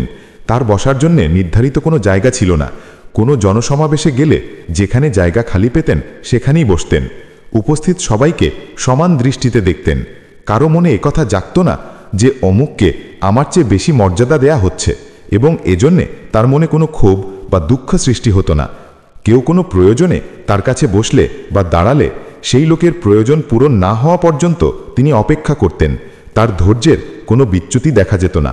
কেউ তার কাছে কোনো কিছু চাইলে তিনি অকাতরে দান করতেন। প্রার্থিত বস্তু প্রদান অথবা ভালো কথা বলে তাকে খুশি না করা পর্যন্ত প্রার্থীকে বিদায় দিতেন না। তিনি নিজের উন্নত চরিত্র বৈশিষ্ট্যের মাধ্যমে সবাইকে সন্তুষ্ট করতেন। তিনি ছিলেন সকলের জন্য পিতৃতুল্য। তার দৃষ্টিতে সবাই ছিল সমান। কারো শ্রেষ্ঠত্ব বা মর্যাদার আধিক্য নির্ণীত হলে সেটা তাকওয়ার ভিত্তিতে নির্ণীত হতো। তার মজলিস বা সমাবেশ ছিল জ্ঞান, ধৈর্য, লজ্জাশীলতা এবং আমানতদারির মজলিস। সেখানে কেউ উচ্চস্বরে কথা বলতো না, কারো মর্যাদা ক্ষুণ্ণ করা হতো না। তাকওয়ার ভিত্তিতে সকলেই সকলের প্রতি সহমর্মিতা প্রকাশ করত। বয়োজ্যেষ্ঠকে সবাই সম্মান এবং ছোটকে স্নেহ করত। কারো কোনো প্রয়োজন দেখা দিলে সেই প্রয়োজন পূরণ করা হতো। অপরিচিত লোককে অবজ্ঞা বা উপেক্ষা করা হতো না, বরং তার সাথে পরিচিত হয়ে আন্তরিকতা প্রকাশ করা হতো। নবী সাল্লাল্লাহু আলাইহি ওয়াসাল্লামের চেহারায় সবসময় স্মিতভাব বিরাজ করত। তিনি ছিলেন নরম মেজাজের। রুক্ষতা ছিল তার স্বভাব বিরুদ্ধ। বেশি জোরে কথা বলতেন না। অশালীন কোনো কথা তার মুখে উচ্চারিত হতো না। কারো প্রতি রুষ্ট হলেও তাকে ধমক দিয়ে কথা বলতেন না। কারো প্রশংসা করার সময় অতিমাত্রায় প্রশংসা করতেন না। যে জিনিসের প্রতি আগ্রহী না হতেন সেটা সহজেই ভুলে থাকতেন। কোনো ব্যাপারেই কেউ তার কাছে হতাশ হতেন না। তিনটি বিষয় থেকে তিনি নিজেকে মুক্ত রাখতেন। এগুলো হচ্ছে: 1. অহংকার, 2. কোনো জিনিসের বাহুল্য, 3. অর্থহীন কথা। আর তিনটি বিষয় থেকে লোকদের নিরাপদ রাখতেন। এগুলো হচ্ছে: পরের নিন্দা, 2. কাউকে লজ্জা দেয়া, 3. অন্যের দোষ প্রকাশ। তিনি এমন কথাই শুধু মুখে আনতেন যে কথায় সওয়াব লাভের আশা থাকত। তিনি যখন কথা বলতেন তখন তার সাহাবীরা এমনভাবে মাথা নিচু করে বসতেন যে দেখে মনে হতো তাদের মাথার উপর চড়ুই পাখি বসে আছে। নবী সাল্লাল্লাহু আলাইহি ওয়াসাল্লাম কথা শেষ করে নীরব হলে সাহাবীরা নিজেদের মধ্যে কথা বলতেন। কোনো সাহাবী প্রিয় নবী সাল্লাল্লাহু আলাইহি ওয়াসাল্লামের সাথে বাহুল্য কোনো কথা বলতেন না। কোনো সাহাবী নবী সাল্লাল্লাহু আলাইহি ওয়াসাল্লামের কাছে কোনো কথা বলতে শুরু করলে উপস্থিত সবাই মনোযোগ দিয়ে সে কথা শুনতেন। কথা শেষ হওয়া পর্যন্ত নীরবতা বজায় থাকত। যে কথা শুনে সাহাবীরা হাসতেন সে কথা শুনে নবী সাল্লাল্লাহু আলাইহি ওয়াসাল্লামও হাসতেন। যে কথা শুনে সাহাবীরা অবাক হতেন সে কথা শুনে নবী সাল্লাল্লাহু আলাইহি ওয়াসাল্লামও অবাক হতেন। অপরিচিত লোক কথা বলার ক্ষেত্রে অসংযমী হলে নবী ধৈর্য হারাতেন না। তিনি বলতেন, কাউকে পরমুখাপেক্ষী দেখলে তার প্রয়োজন পূরণ করে দাও। ইহসানের পারিশ্রমিক ছাড়া অন্য কারো প্রশংসা কোনো ব্যাপারেই তার পছন্দনীয় ছিল না। হযরত খারেজা ইবনে যায়েদ রাদিয়াল্লাহু আনহু বলেন, নবী সাল্লাল্লাহু আলাইহি ওয়াসাল্লাম তার মজলিসে সবচেয়ে সম্মানিত ও মর্যাদাশীল ছিলেন। পোশাক পরিধানে তিনি ছিলেন শালীন। অধিকাংশ সময় নীরবতা পালন করতেন। বিনা প্রয়োজনে কথা বলতেন না। যে ব্যক্তি অপ্রয়োজনীয় এবং অপ্রাসঙ্গিক কথা বলতো তার দিক থেকে মুখ ফিরিয়ে নিতেন। তিনি যখন হাসতেন মৃদু হাসতেন, সুস্পষ্টভাবে কথা বলতেন, ফালতু এবং অপ্রয়োজনীয় কথা বলতেন না। সাহাবীরা নবী সাল্লাল্লাহু আলাইহি ওয়াসাল্লামের সামনে উচ্চস্বরে হাসতেন না। তারা প্রিয় নবী সাল্লাল্লাহু আলাইহি ওয়াসাল্লামের উপস্থিতিতে হাসি সংযত রাখতেন এবং মৃদু হাসতেন। মোট কথা, নবী সাল্লাল্লাহু আলাইহি ওয়াসাল্লাম তুলনাহীন গুণবৈশিষ্ট্যের একজন পূর্ণাঙ্গ মানুষ ছিলেন। রব্বুল আলামিন আল্লাহ তাআলা তাকে অতুলনীয় বৈশিষ্ট্য দান করেছিলেন। আল্লাহ তাআলা তার প্রিয় নবীর সম্মানে বলেছেন, ইন্নাকা লা আলা কুলুকিন আযীম, অর্থাৎ নিঃসন্দেহে আপনি সর্বোত্তম চরিত্রের অধিকারী। এটি ছিল এমন তুলনাবিহীন গুণ যার কারণে মানুষ তার প্রতি ছুটে আসত। তার প্রতি মানুষের মনে ভালোবাসা ছিল বদ্ধমূল। তার নেতৃত্ব এমন অবিসম্বাদিত ছিল যে মানুষ ছিল তার প্রতি নিবেদিত প্রাণ। মানবিতিহাসের সর্বশ্রেষ্ঠ মানুষের শ্রেষ্ঠত্ব নিরূপণ কারো পক্ষেই সম্ভব নয়। পূর্ণতার শ্রেষ্ঠতম আদর্শ এ মহান মানুষের পরিচয় এই যে তিনি মানবতার সর্বোচ্চ চূড়ায় সমাসীন ছিলেন। তিনি মহান রব্বুল আলামিনের পবিত্র আলোক আভায় এমনভাবে আলোকিত ছিলেন যে কোরআনে কারিমকেই তার চরিত্রের পরিচয় বলে উল্লেখ করা হয়েছে। তার চরিত্র বৈশিষ্ট্য ছিল পবিত্র কোরআনেরই বাস্তব এবং পূর্ণাঙ্গ প্রতিফলন। হে আল্লাহ তাআলা, মুহাম্মদ সাল্লাল্লাহু আলাইহি ওয়াসাল্লাম এবং তার পরিবার পরিজনের উপর তুমি শান্তি ও বরকত নাজিল করো, যেমন শান্তি ও বরকত নাজিল করেছিলে হযরত ইব্রাহিম আলাইহিস সালাম এবং তার পরিবার পরিজনের উপর। নিশ্চয় তুমি প্রশংসা ও মর্যাদার অধিকারী।